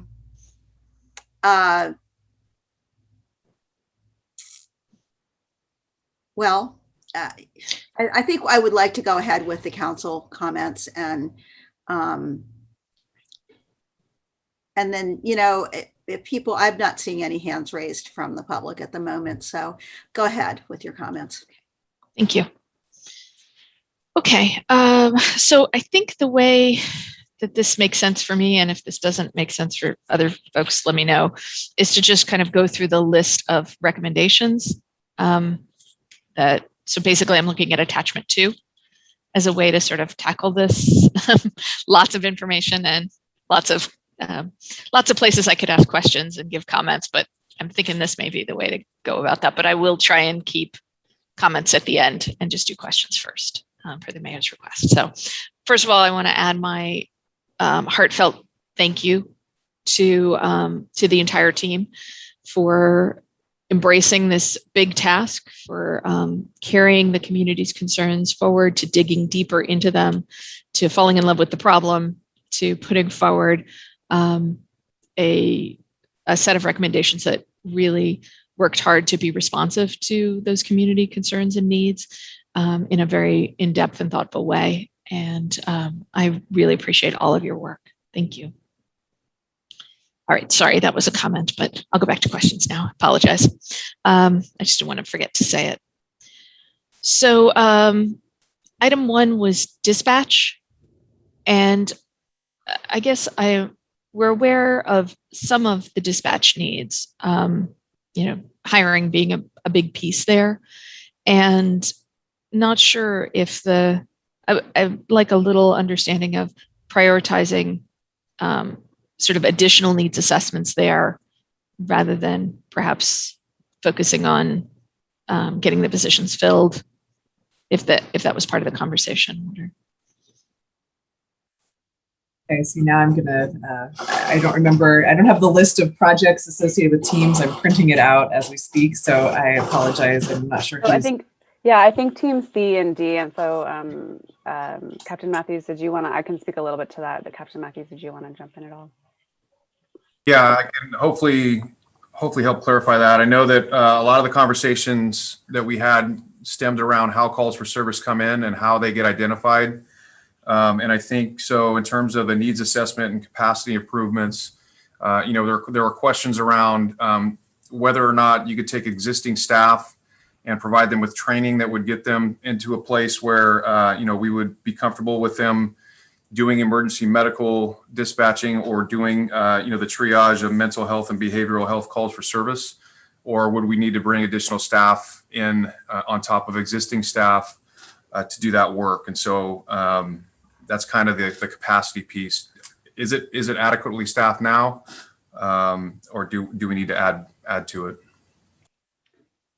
And I can also speak from the Team D's perspective that I think it was learning for me that how essential the dispatch function is for being able to do that analysis of, what kind of calls are we receiving and how do we want to be dispatching these, and really thinking through that process. So it's partly that, and then partly if we are going to be bringing on this new resource like a mobile mental health response, then there's some medical dispatching and some other skills that need to be built up. And so understanding, and actually we interviewed people from dispatch and they were saying themselves that they feel like they need some more resources for that. Yeah, I've heard that as well. It's a different skill set. Yeah. Okay. And then the coordinator position that's recommended. That's Team C. Thank you. So Team C recommendation. And so let me see if I understand this. So the 3 sort of mental health in the field or mental health recommendations from a service perspective are the sort of our local CAT team version or Cahoots version. Somebody that would be part of district command and respond on critical incidences, and then this coordinator position. Am I understanding that correctly? Okay, I'm seeing nods, good. And then could you speak a little to what the coordinator position, is that analyst kind of position? Is it resource awareness? But I'm not entirely clear what that job does. I know there's some description, but I still didn't quite get it. I apologize. So the conversation that Team C had around that particular solution was to create a position within the city to be able to get some of these pilot programs that we're talking about, specifically the ones that are related to behavioral mental health kind of off the ground and to be able to track progress, to be able to do data collection and assist with reporting out of those, but also to be the person who kind of is a relationship builder and a coordinator for the multiple entities that exist within the county, right? So there's a lot of the services, there's a lot of response services that the county provides, some of which are expanding into Hayward, independent of this process. And so, having somebody who can coordinate all those moving parts, identify gaps, particularly if we're going to pilot building our own mental health response team, identifying gaps that team could potentially fill and so on. So just a lot of the work around that. So that project management kind of piece as well. Okay, that makes sense. And I think Zachariah also had a comment. Yeah, thank you, City Manager McAdoo and Council Member Lamden. I wanted to respond to your first question of the two you just asked, related to the mobile health response team, and I just wanted to kind of provide some context for some of the conversations that we had, and maybe clarify, just in case anybody in the public is interested in this point, that in a lot of the conversations we had, we discussed that mobile health response team, many of us felt we would like to see it be housed under fire, and potentially, working with the fire department to see how they could be dispatched from fire locations and fire stations, which we know are placed strategically through the city to allow a very quick response. And so that came up in conversation, and I wanted to just identify that and make sure that it's clear for the public that there's one kind of entity which is separate from the police department, and then there is the proposal about the district command behavioral health clinician person. So just wanted to clarify that in case that was helpful. Thank you. And then briefly, City Manager, can you speak to just what does a budget equity analysis look like? I might call on Laurel as well, who's been with that. But what that is looking at it similar to, I think we've talked about it with respect to like our capital improvement dollars, sort of how are we spending our dollars, and how are we spending dollars towards programs that where certain communities of color may have been neglected with city resources in the past, and how are we trying to sort of address those potential inequities in service provision. Also looking at, like, are we providing more services, for example, in maintenance, more cleanup services in certain neighborhoods around the city, and then sort of readjusting operating dollars accordingly so that resources are distributed equitably. Did I answer that, Laurel or Dustin? I think that's Dustin's project for the GARE team this year. Yeah, Kelly, I think. Sorry. That's accurate. We're going to be looking at a few different things around the city, and we'll be trying to do it with both the operating and capital improvement project to try to really kind of flesh out some of the areas that we have neglected in the past, and how we can provide resources to those areas of the community. I love the example. I'll just went from the city of Oakland when they looked at their road impact, road repairs, is what there is a disparate impact in communities that are lower income because, for example, if they would go through a pothole and burst a tire, the sort of trickle down effects of that burst tire on someone who has a lower income can be potentially more harmful and lead to job loss or housing loss versus someone in the hills who may have more resources and be able to fix their tire more quickly. So that's that's a very concrete example of sort of what you like, the equity lens and looking at sort of what are the disparate impacts in different communities with different income levels. And so I just like that example, so I thought I'd share it. I appreciate that sort of multi-layer of that. And then my last question item was, so this opportunity for people to voluntarily share mental health issues, concerns. Can somebody speak a little bit more to what was intended there or what that's envisioned? That I don't think is on the recommendations for immediate launch. Right. So I believe that was Team C. So I don't know, Brian, you want to speak to that a little bit? Yeah, I can speak to that. Obviously it's not one that's being recommended at this time. And I recognize that there are concerns that exist with it in terms of, obviously developing a place where that data is stored, who has access. A lot of that is protected medical information and what specifically would be done with it. In the context that it was discussed in the team, it was creating a resource for responders, much like a premise information that's provided to folks while they are en route to a call.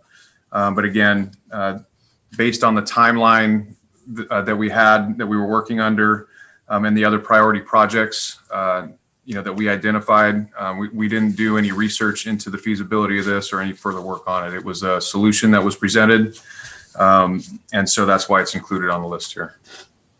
I think, as I understand it, other cities have done something like that. So is why it came up as an idea, but did not sort of gain traction for the top priority list. Looks like Nicholas. You're on. Yeah, there we go. I also wanted to say that for some of the solutions that are on the list, we agreed during the workshop that, in respects to everyone's time and our community members, as well as staff, any, proposals that were submitted or that were created, that we would highlight them in the presentation. Even though we may not have a necessary timeline yet, we did want to bring them to light out of respect of the time and the efforts that people put in. Absolutely.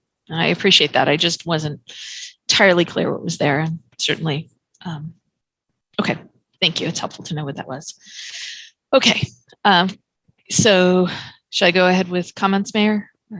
Yeah, I was just going to offer my own answer to that last question of yours, because my understanding of it, and it wasn't well fleshed, really very fleshed out in detail, so I could be wrong, but one of the things that we hear is that, we hear from families, or in a lot of the cases that you read about in other places, for the most part in newspapers, families are very concerned about mental health issues that are affecting their family members and are worried, and they do call the police to help, and sometimes that results in terrible outcomes that we don't want. But my understanding of it would be that, preliminarily sharing some information with obviously proper permission might help get other resources into a situation, like the actual healthcare provider for the the person who is having a mental health episode. That was my interpretation. Now, I could be wrong about that, but am I on the right track there? That just as if families or a person themselves who knows that they could, have mental health breakdowns, would like to share information that might be helpful in a situation like that. Now, again, that would be a really difficult thing. I can see how that would be very, very difficult to track and keep track of. But is that kind of what the thinking is here? So one of the pain points that was identified in some of the empathy interviews was, was gleaned from a family member and a caregiver for somebody who, has a mental illness. And oftentimes they know when a crisis is coming, and they don't have a resource to connect to in that pre-crisis stage.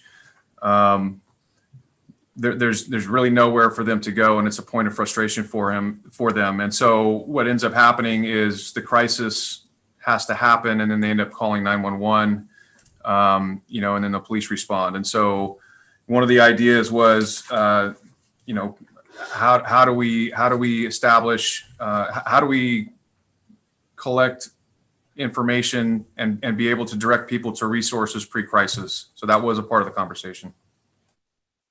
Okay, go ahead then now. Thank you for the explanation.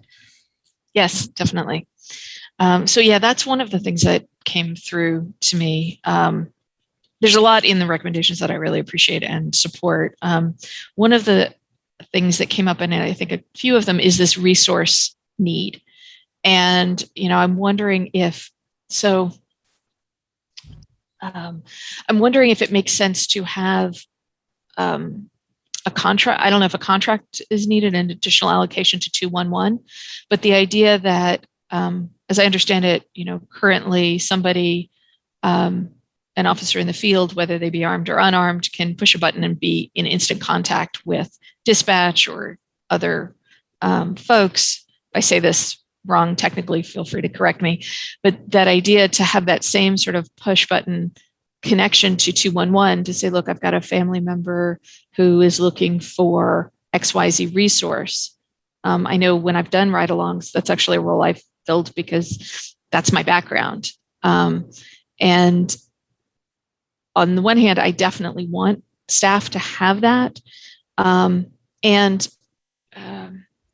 assignments change. And so it feels like from the community, having been one of the people that tried to help staff learn that whole Rolodex and develop the relationships between providers. Oh yeah, you're going to call Brenda at Krill and she's going to connect you to the accessible housing information, et cetera, that, maybe there's another way to get at that. And some of it is this central care list or central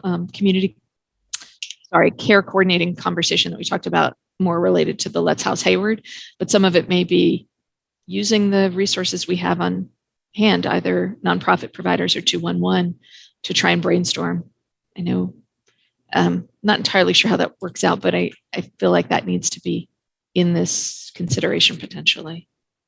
And if it's already been considered by the team and tossed, I'm happy to have that feedback. And then, certainly the mobile health response team is a top priority. In thinking about funding, I've been thinking about I know we have a lot of vacancies in PD, and I know there's a number of those that we really need to fill for everybody's safety, support, being able to free up staff to go to training, to have somebody to respond. And I'm really, the more in-depth conversation perhaps for this committee is how it seems to me we've been trying to recruit for years. And so if we're continuing to recruit, but realizing that those positions, even if we found somebody today, they're probably not going to be on staff for a year, can we use that salary savings to really, hopefully quickly hire up the community service officers and the mental health team?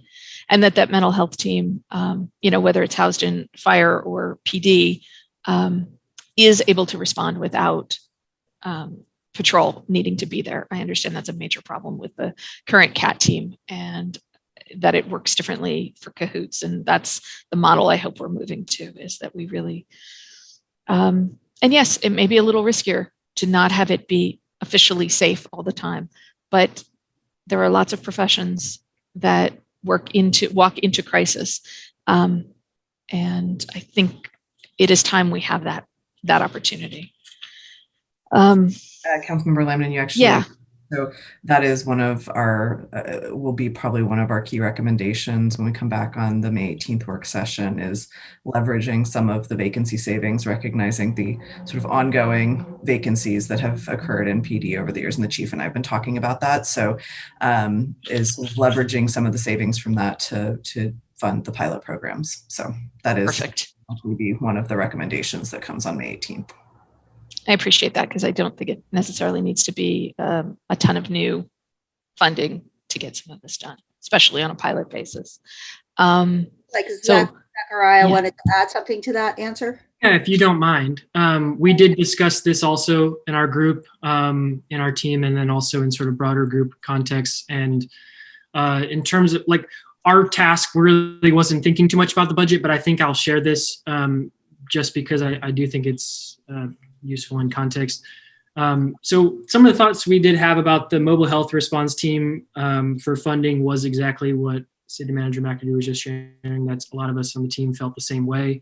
And I also wanted to add, similarly for the clinician position in district command, I spoke to several community members, and our group has kind of had this conversation through different kind of sets, different meetings of all the different types of meetings we had for this workshop process. And some things that came up would be considering, basically 3 different alternatives for how that position would be filled. It could be like contracting out to a nonprofit, contracting or doing an MOU with the county, or having like an in-house person. There are also ideas that came up about having that person in district command that's like housed physically in district command, but actually reports to fire or someone other than the police department. And I think the real concern there from some community members, and what came up in our group, were the concerns around,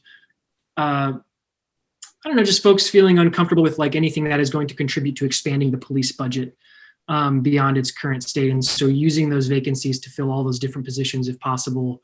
And I understand, obviously, the chief was on the call earlier. I know that the budgeting is pressing, but I did want to share that these are some things that we did talk about, and community members did have views on this, and those are what they are. So happy to answer any follow-ups. But thank you. Yeah, I did see that and appreciate the context. And I think having somebody in the district command makes a lot of sense, and making sure that person has equal voice in the decisions. I understand that there's tactical decisions, and we've seen in incidences that people have different reads on a situation, and being able to have enough time to really fully hear that, so that the response really reflects that expertise as well, is everyone's expertise.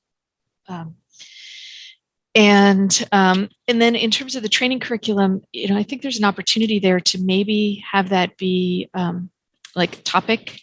Certainly it's interesting to have it reviewed broadly, the curriculum reviewed broadly.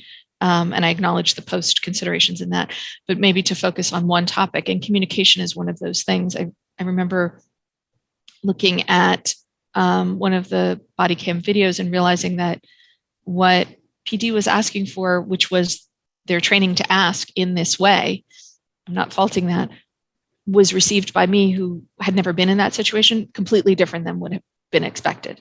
And that opportunity to hear, this is how I'm coming across, this is how I'm being received, is really valuable. And so it seems to me that could be a really good test case for this co-curriculum development. And then lastly, I just wanted to, I'm excited to see internship opportunities, whether they're whether they're crisis response internships or the community relations. And I know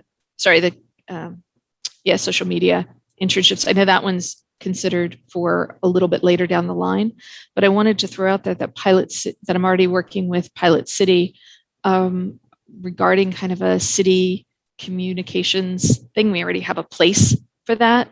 And so I'll send more details to the city manager, but there may be a way to get some of that happening where they're already recruiting some interns it's one of those great minds think alike kind of moment that I had started to develop, and maybe it might make sense to pivot this to help support that if there's staff capacity to work together on that. So yeah, we're happy to explore that further. So just send along.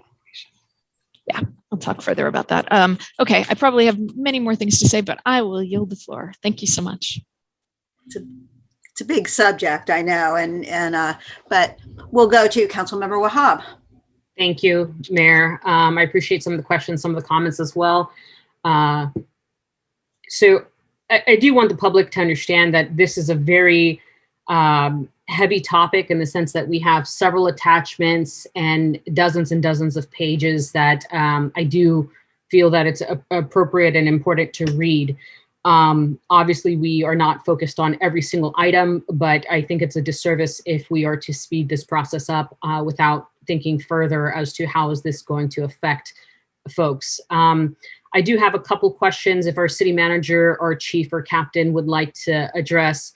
In the last 12 months, how many officer-involved shootings has occurred in Hayward? In the last 12 months, we have had 4, I believe. Okay. And then was the budget books ever open for this innovation group to look at or discuss? I'd have to look to the team leads. I mean, they were never closed. So I think if people wanted, I know that some of the teams did have empathy interview conversations with finance staff and police department budget staff about a variety of things. I think each individual team looked at those questions differently. I'll let Dustin and Monica respond.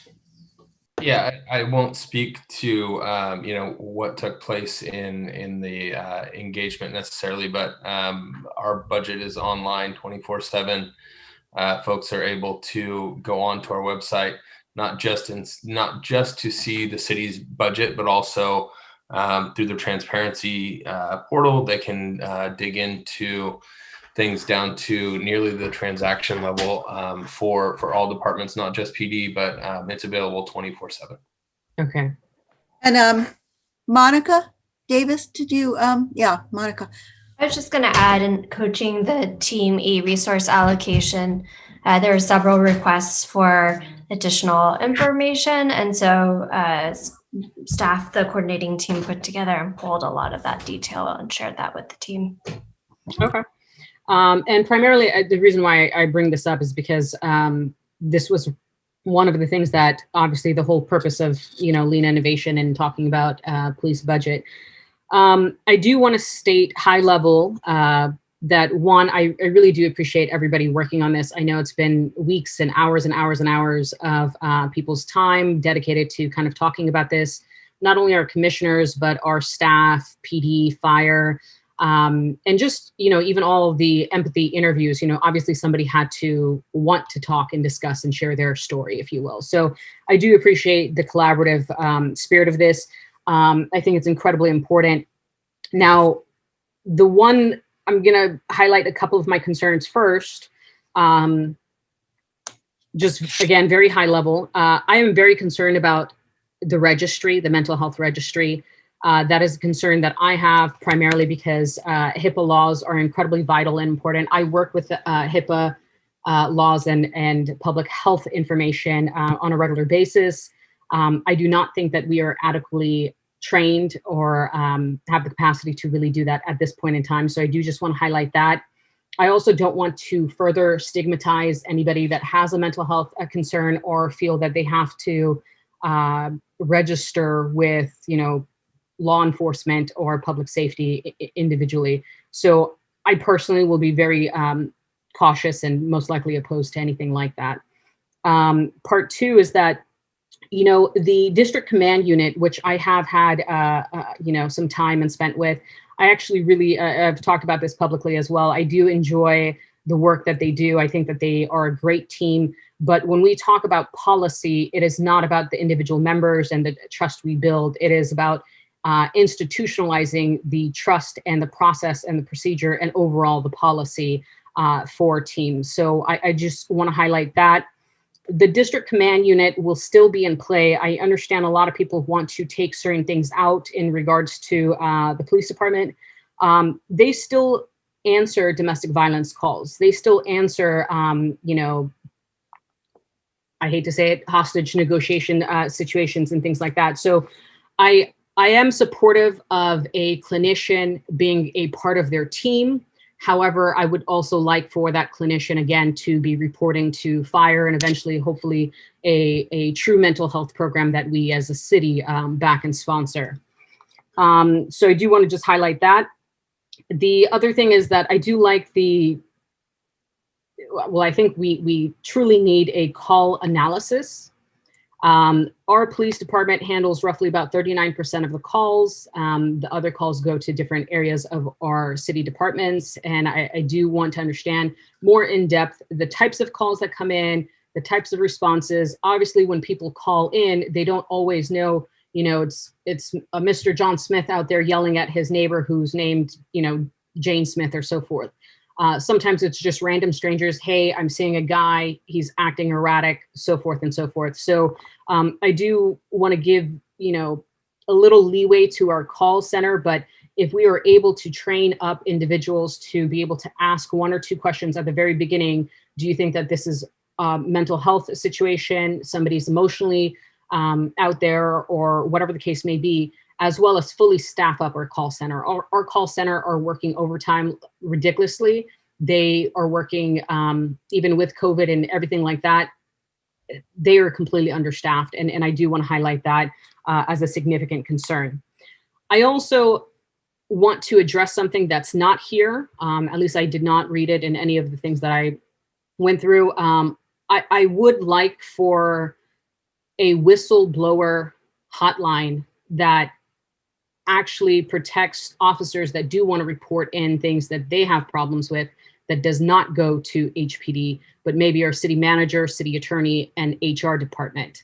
I have a friend who is a police officer for 20 plus years and stated that this is actually a very big concern that has not been addressed within police departments throughout the nation, to be honest. So looking into allowing for officers to correct bad behavior. We see it on the news all the time that, you know, the conversation, the rhetoric is good cop, let's bad actors play and so forth. So I do just want to talk about that a little bit.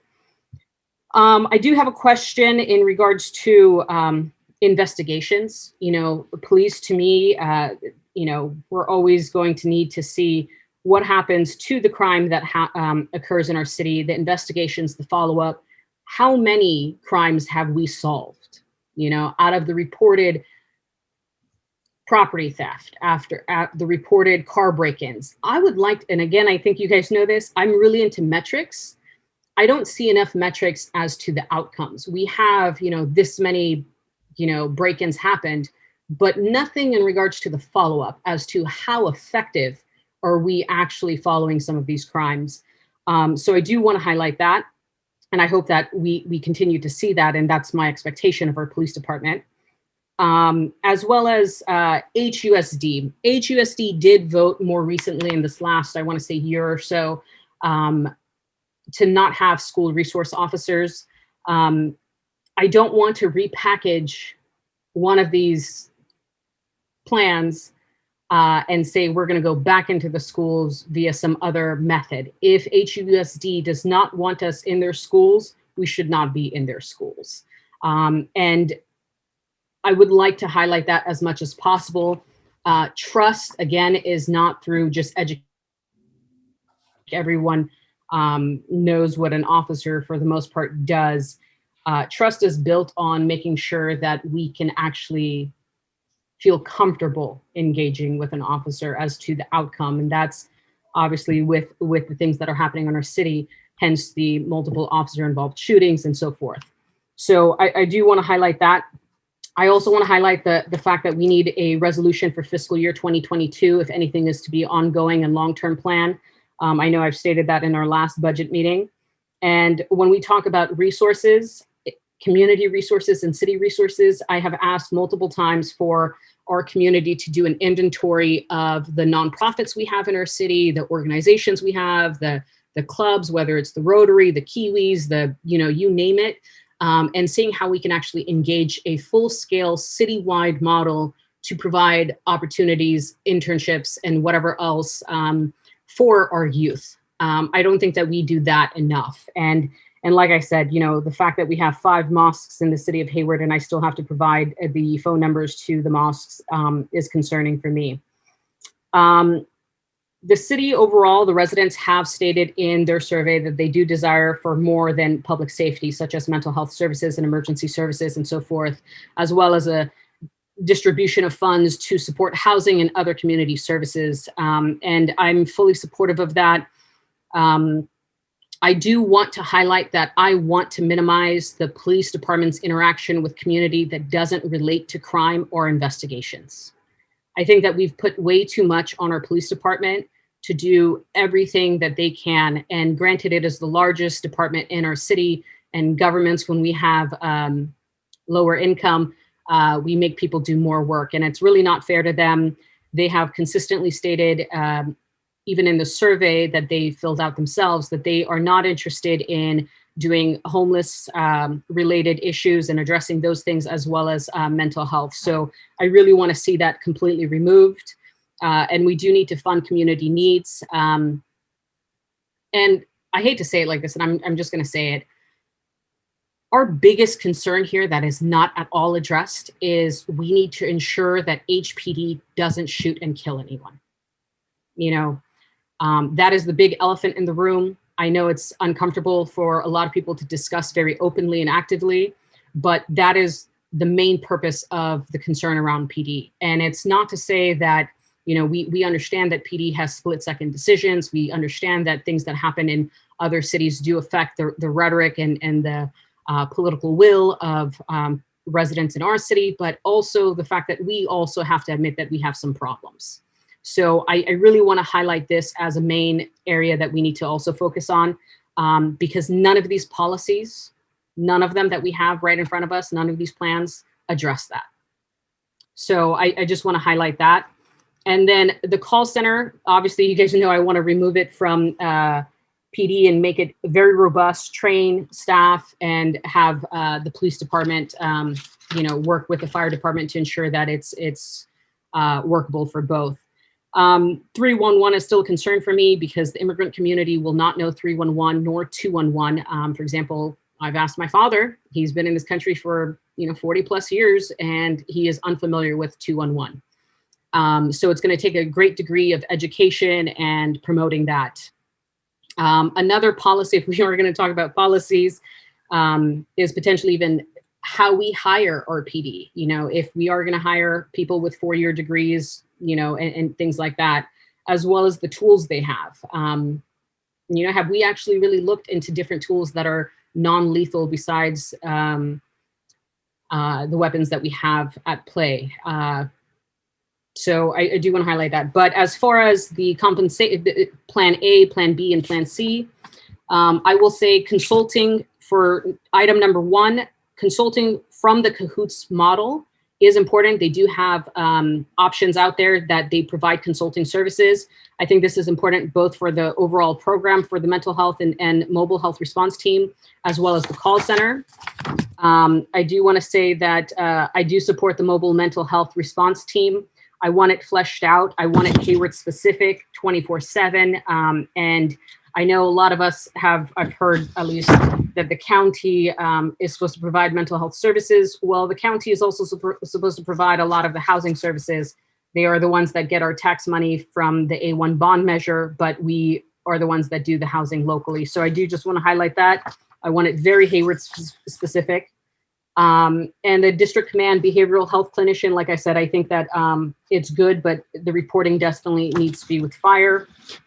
Mental health and other services shouldn't be with PD. And then let's see what else. The expanded shelter options and outreach. I 100% agree with this. I think Let's House Hayward is a good start. But then also making sure that we have competition amongst the nonprofits to see who's doing a good job. Sometimes, people get comfortable with the fact that they have a contract and so forth. So I do just want to highlight that. And let's see, community services officers. I would like to see a little bit more as to what this is going to look like. Who they report to is of interest to me, how they collect the information, what type of training, how do we ensure that these individuals can be held accountable, privacy is maintained, things like that. But I also think a community services officer, and I appreciate the fact that it says unarmed, they should also be providing community needs in general. This can be our internal focus of, hey, I need housing. Okay, let's go to your community services officer. I think that is kind of what I'm looking for with this model. Japan has a great model. I do want to highlight them if you guys ever are interested in looking at it. And then as far as the social media team, I'm not looking to invest in social media, to be honest with you. I think that this was not something I'd like to do. I think that the HUSD workshops and all of those things are really unnecessary. We do have our public information officer, and when we announce certain services and so forth, it can be on the regular city website. We don't need to join TikTok if need be and things like that. I think that's a little bit of waste of time and effort. I also want to highlight that for, I guess, Team D, again, we need to also ask, just in regards to some of the budget pieces that you guys had in regards to how the money is going to be allocated. It wasn't necessarily clear as to the $0. Are they coming out strictly from HPD? Because, for example, CSO response to property crimes is $0. You know, people don't work for free. So I kind of want to know how that's going to be allocated. Expand shelter options and outreach, $0. So on the community services officers, those are already classifications that are housed within the police department. So I think it's, at least my understanding is, it's adding additional duties or changing responsibilities or duties for those existing positions, which is why there's no additional. And if we are going to have kind of more of a vetted mental health program within fire, which of course we have the Tiburcio Vasquez Center. We already have a partnership with them. We have the first firehouse clinic in the nation. I do want to highlight that this is completely within their realm. And if we are to continue moving forward, that it be a robust program and eventually all mental health be removed from that, or from a PD at least, and a better partnership as to what are we doing in regards to community needs. Again, I also just want to highlight that I'm not a big fan of the youth commission and kind of the cap. It's not public, it's not transparent, it's not held to the Brown Act. I think it was a little bit defunct to me. It's not serving its purpose. We can't even see the accountability of what was discussed and so forth. So I do just want to highlight that, as well as the, you know, I saw something that says, you know, this is a extremely future item, paying our low income individuals, you know, giving them some type of fee or service. Are we looking at a universal basic income project, or what is that? I think that was the concept behind that particular recommendation. It wasn't recommended at this time. I know the staff teams have been looking at a variety of different programs around this, and potentially as an alternative to kind of a universal basic income, you know, maybe also looking at sort of targeted down payment assistance to those communities that were unable to buy homes in Hayward due to redlining and other, you know, federal and local policies. So I think staff is, as part of our GARE efforts, has been looking at those types of items, but not bringing it back as in relation to public safety or policing right at this particular moment. Okay, and because those efforts are technically underway regardless, since we have been talking about that on the Homeless and Housing Task Force, as well as the citywide, some of the plans that we've discussed, I kind of don't want to conflate the two projects, and it's very different for what we're doing. So I do just want to highlight that. I also want to ensure that, you know, I saw a lot of volunteering. I think that I have concerns about this because I do not want the Junior Giants program, every officer that's working on that program is paid. So it's not truly volunteering. So I just want to highlight that. I'm not necessarily a fan of that particular model. And then I primarily just wanted to highlight this. And I know it's not discussed in this, but primarily, I'd like to see our library fully funded and a core resource promoted for all residents, for discussions to happen, for whether workshops are happening, whether, you know, tutoring, internship programs, everything that was listed in regards to the community relationship piece, I actually think should be housed within our library. We're not doing enough around our library and making that a staple of our city. And I think a lot of these were great ideas from the different teams, but it should be completely removed and put into the library, whether that's job placement, whether that's internships, whether that's, you name it. That's kind of the vision I have for the city of Hayward, that our library and our library director is a phenomenal lady who has been doing a lot even around COVID. So again, I just want to highlight that particular piece as much as possible. And then the final section, I guess, if you will, I know you guys included all the ideas, even some of the ideas that weren't necessarily talked about today in this presentation. I just want more details. I don't think, I think this was a good, start, but it's not enough for me to really fully decide that, yes, let's go with this program versus this program. I think the first 4 programs I was really, really thrilled with. Again, have some questions about some of the details of it, but overall, I think that this was a very good program start, if you will. So those are kind of my comments for now.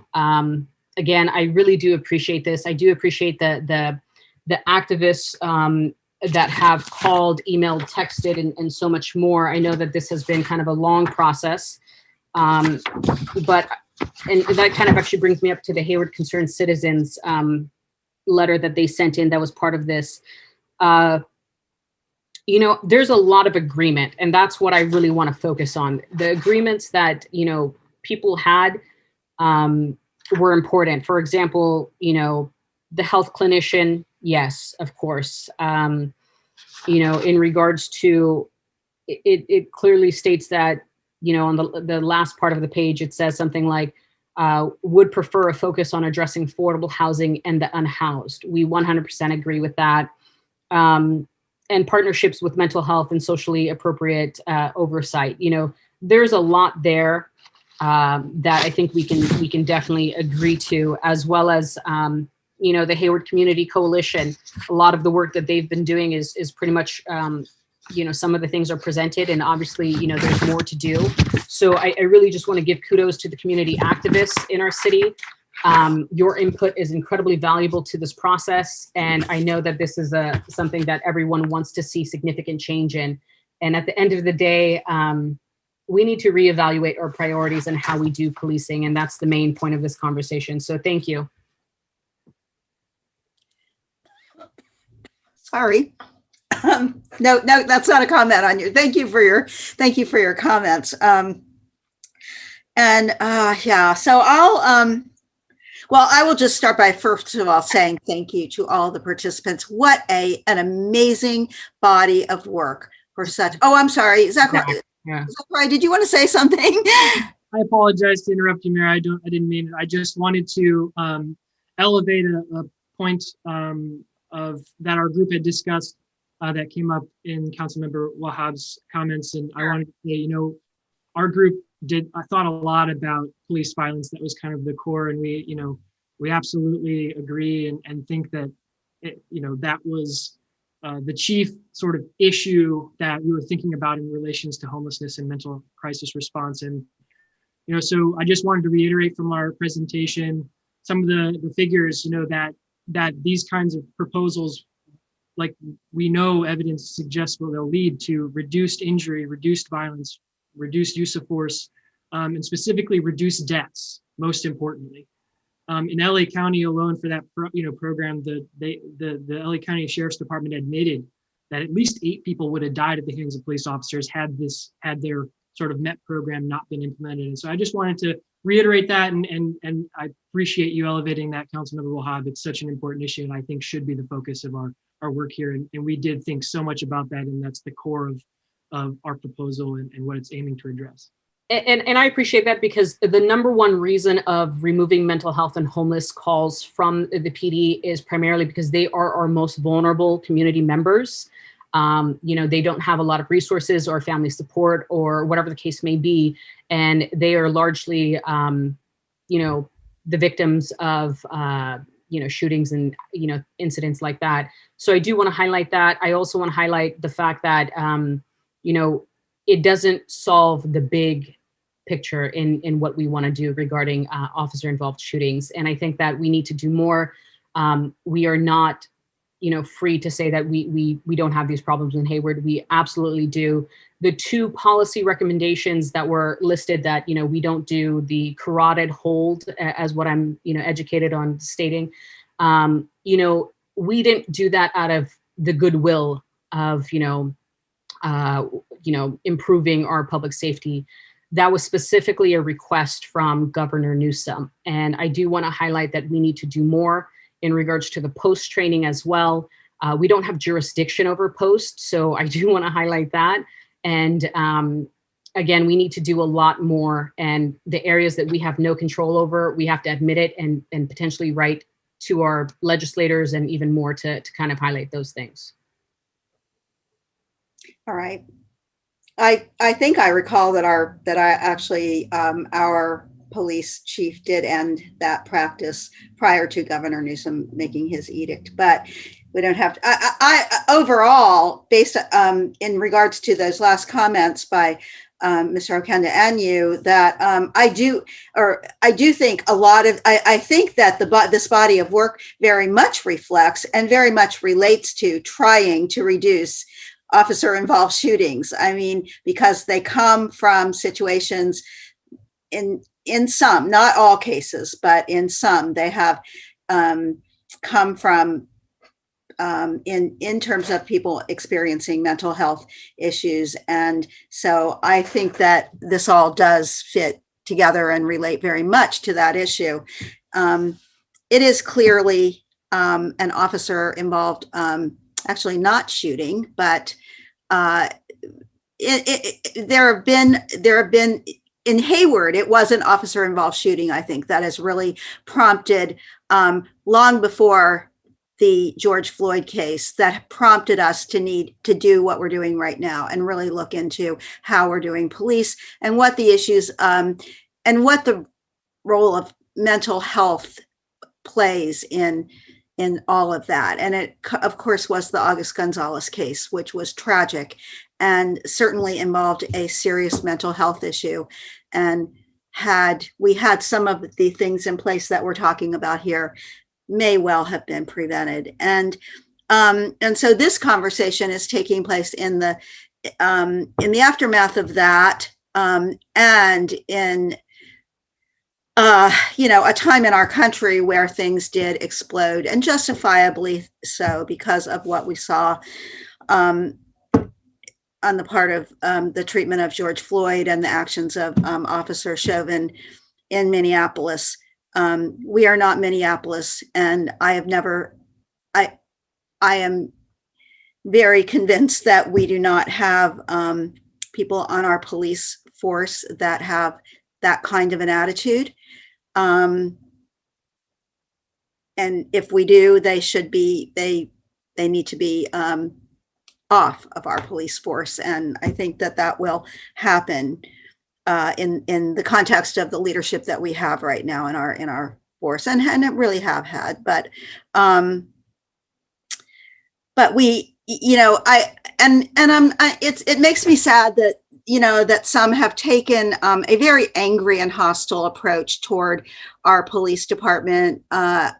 We need our police department. We need them to help in solving a lot of the problems that exist in our community. But it is also clear that they shouldn't be charged with fixing things that lead to the need for their services.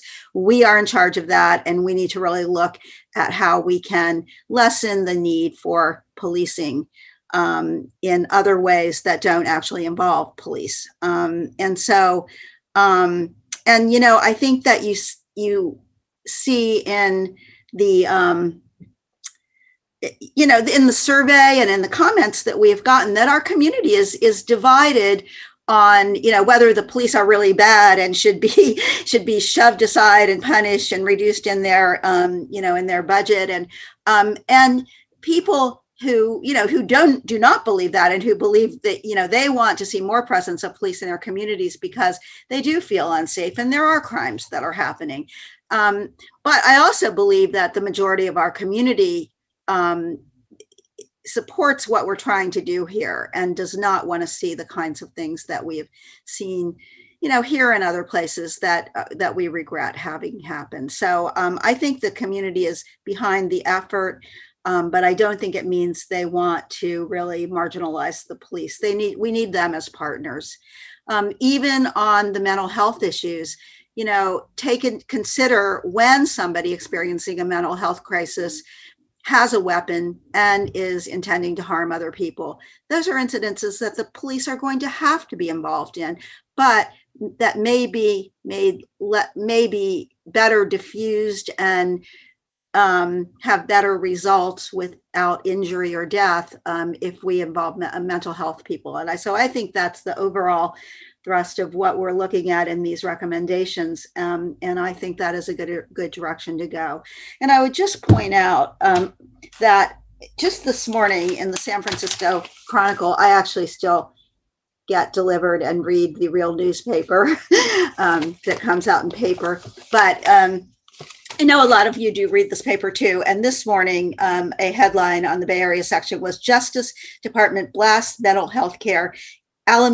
And this is specifically directed to Alameda County, institutionalizing patients and inmates. It has to do with the treatment of mental health in our jail, Santa Rita Jail, primarily. And I'm not going to get into, how the justification for such action by the Federal Department of Justice. But we all have known for a long time that mental health services aren't working well in our county. And I can say that a lot of us, I know the city manager and I, through work with the mayor's group, are trying to work with county officials to improve that. This article this morning just was, a real eye-opener about this has gotten to the point where the federal government's, the Department of Justice's attention is on it. So I'm digressing a little bit. I think overall, when you get into the issue of mental health and dealing with it, it does then start to involve medical health. Mental health is part of overall medical health services, and HIPAA, the Federal Privacy Act about medical information, does come into play. And so those are issues we will definitely have to deal with in addressing, in implementing some of these solutions to make sure that people's health information is protected. And I'm sure that the fire department already deals with that extensively. And so that's a good resource for that. We very much are going to need to partner with the county, the state, and the federal role in really getting these solutions to work, and in some cases getting them funded. And finally, I'll just say that as far as my opening comments here, that there is a significant role played by the presence of guns in our society, and we have not done a lot around this issue in Hayward. But I would like to see us have a little more information as a council about the prevalence of guns in our city, the availability of guns in our city, and what we can do to reduce that availability so that everybody doesn't have a gun.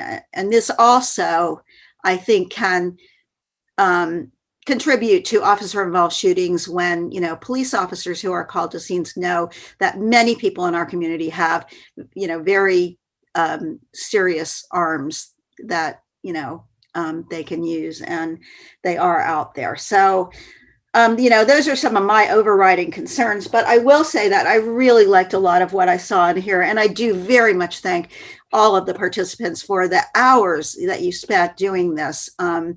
This was a huge ask of the people in the community who are not getting paid to put this time in. And we've heard from some of them, but not all of them tonight. But to every one of you who participated in this, we do really thank you. You are doing outstanding community service. So I'll just go down some of the proposals I really like. I think the youth internships, and I think that especially with, I don't know, social media is a key communication tool. Not everybody reads the newspaper like me anymore. And we know that in our own city operations, and we're asked all the time to get the word out more. So I like involving young people in doing that in our media and community relations department. I absolutely like the idea of having community service officers do more of the nonviolent related type of enforcement. These are the quality of life concerns in many cases that are that we as council members get a lot of calls about, and they're really civil actions. And I think and I think we need to really look at what of these can be taken over by non-sworn officers to to enforce some of these quality life issues that we have. I will say that I have been an advocate of automated, camera controlled speeding enforcement. There's a bill in the state legislature that we shared with the rest of the council, a letter I wrote to the author supporting it, although it's just pilot programs. But, that would, that reduces, first of all, it's a huge issue among the residents of our city that people are speeding everywhere. And we don't have the police to enforce it, and maybe it doesn't need to be something that sworn officers enforce. And if we were able to do it with cameras, I think we could reduce the incidence of it a lot. Let's see. Absolutely agree with Councilmember Hobbs' point about the data collection and analysis, and particularly in terms of the calls, but also this is going to be very important in helping us analyze outcomes in regards to racial equity. And also, I think that considering racial equity and concerns about the community in hiring police officers, that we need to really look at that recommendation. And I think there's a lot there that could be helpful. The neighborhood participatory budgeting process we have on the books. I don't think it is used very often, but we have a small neighborhood grant program that I know a community I lived in had used at one point to do something that they felt would be helpful. And I think other communities have, but that could be a model for this kind of, and we take our city hall team out to various neighborhoods, or we did that prior to COVID. We've had a couple of attempts to do that online, I think, in the last year, but we will get back to that. And so I think that they're, giving members of a neighborhood the chance to just, giving them some grant money and saying, you decide how you can use this to fix the problem that you're talking about. So those are basically I think you're on a very good track, and we've mapped out a plan here where we could actually start implementing some of these programs very soon, and I hope that we do that. And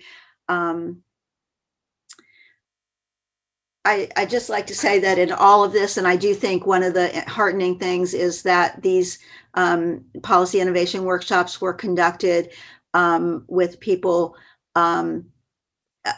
definitely respecting others and respecting different points of view.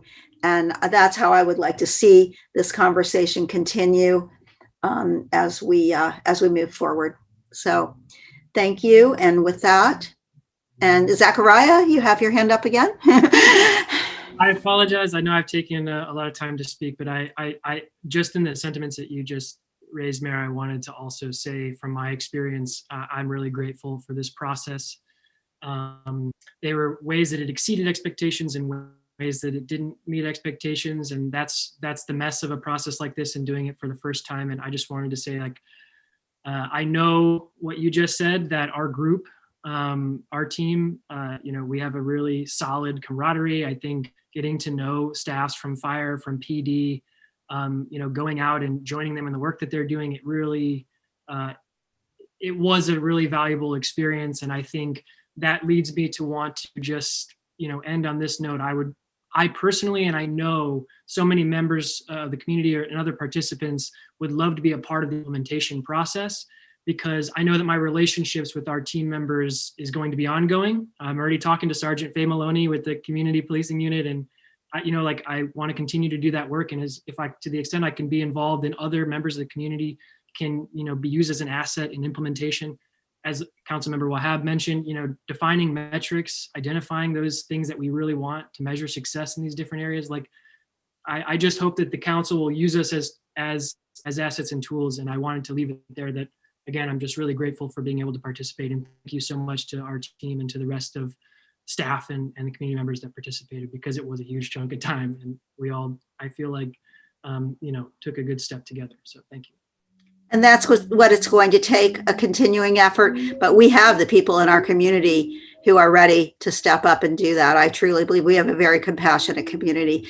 And I have a lot of faith that if we give people a way to contribute in a really positive way and can show that the outcome is going to be, that we're likely to get good outcomes, that people will invest in participating in helping others in this community. I think Chief Chaplain, did you want to say something? I do, just real fast. I've been uncharacteristically silent. And first I want to start off by saying, I think someone said earlier that they didn't hear a solution to the problem of police shootings. I think all of it is part of the bigger equation for stopping some of the police shootings and intervening in some of the situations that create them in the first place. And I just want to highlight and thank, first of all, the City Council, members of HAYCOCO, the Hayward Concerned Citizens Community Advisory Panel, and just the community at large. We are all part of that solution to this problem. It's not going to solve itself. It didn't create itself. And I think we all are part of it. And when I listen to some of the situations, I think this entire meeting is about interrupting what leads to some of these tragedies that occur in our communities. So I just want to thank everyone for their input. Whether you pro or con the police department, I think we need to look at and listen to all perspectives, because I think the answer lies in all members of our community coming together and sitting down and hashing these things out. And I think for the first time, you're looking around the table and you don't see all blue. You see a whole lot of different mixtures of members of our community sitting around the table, having say-so and input into this. And to Zachariah's point, it's not going to be a process that's not going to be right with challenges and issues. But I think the fact that we're doing the heavy lifting now is important.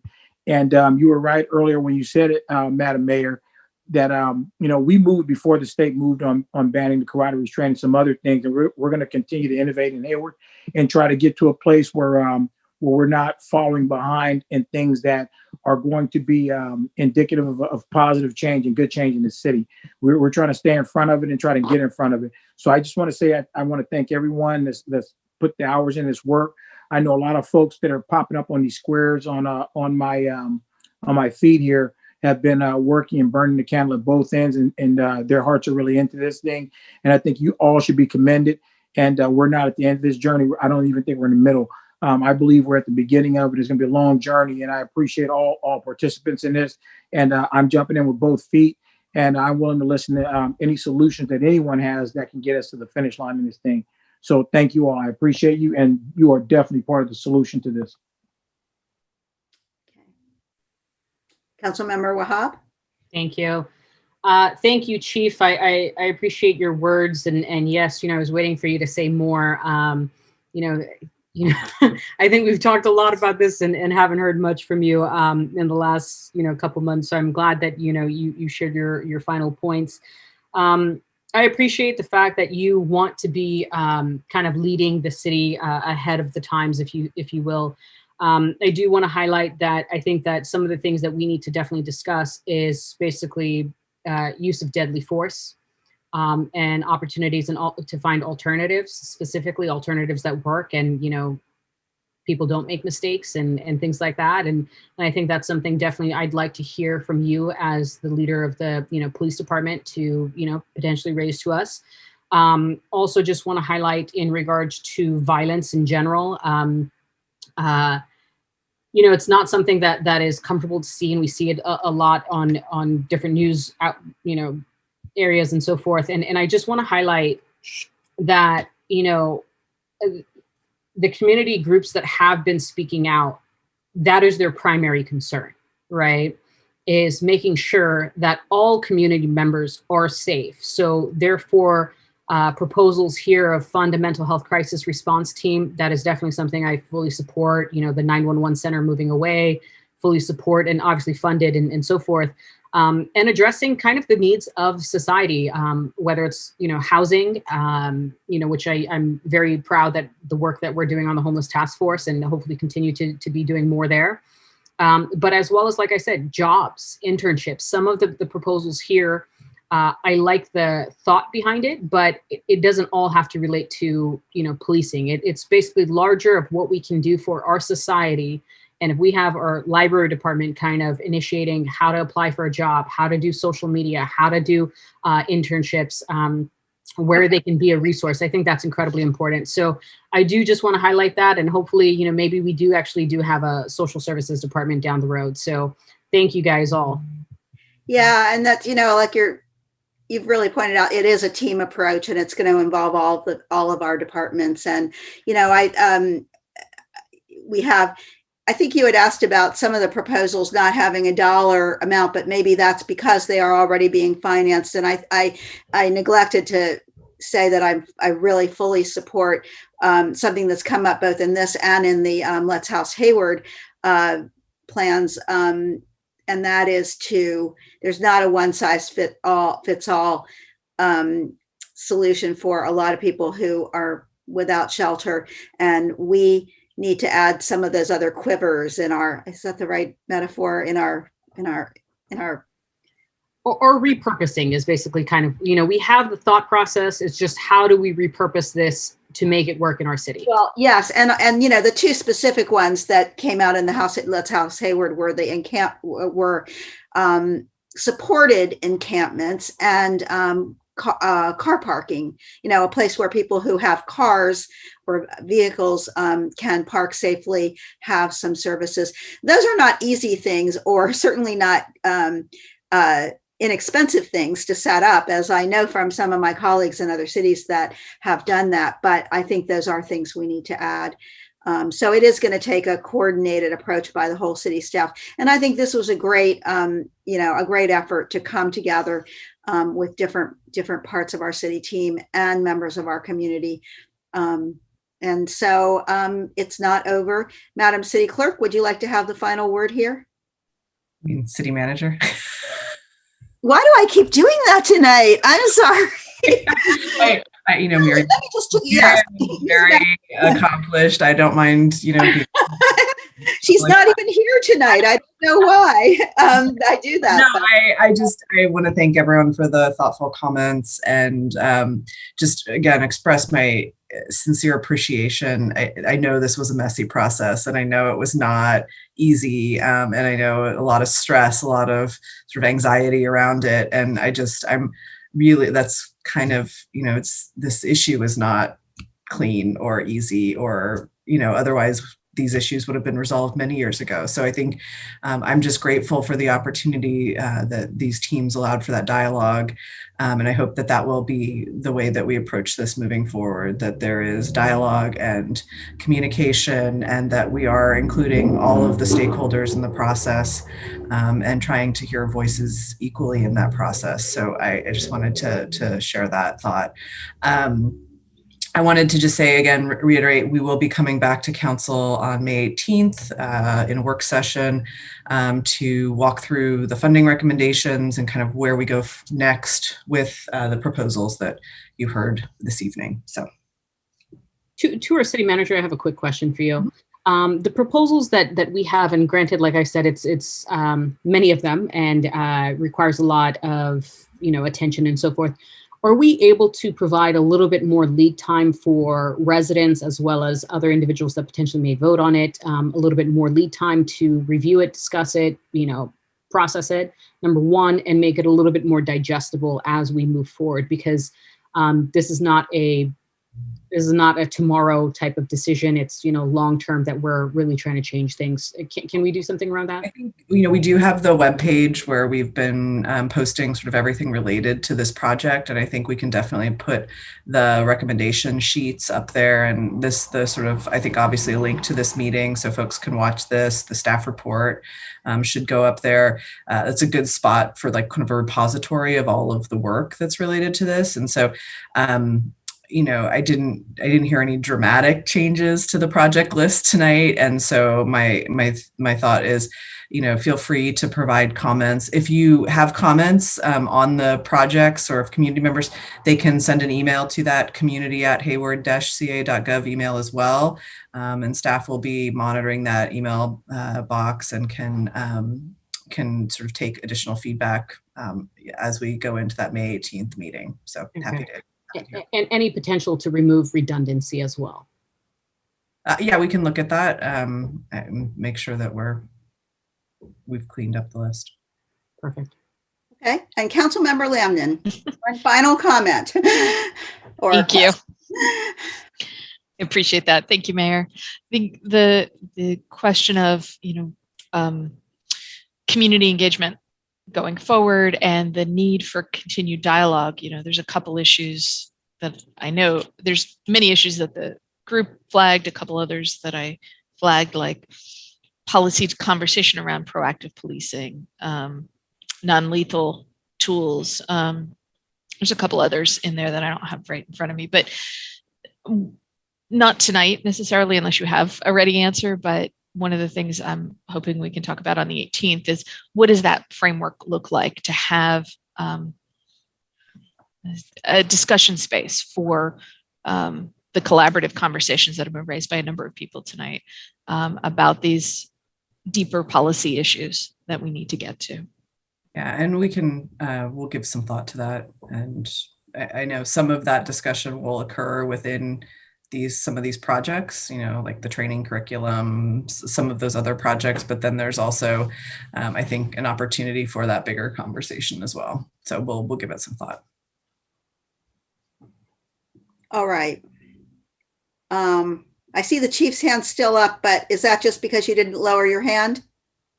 Or did you have something to say?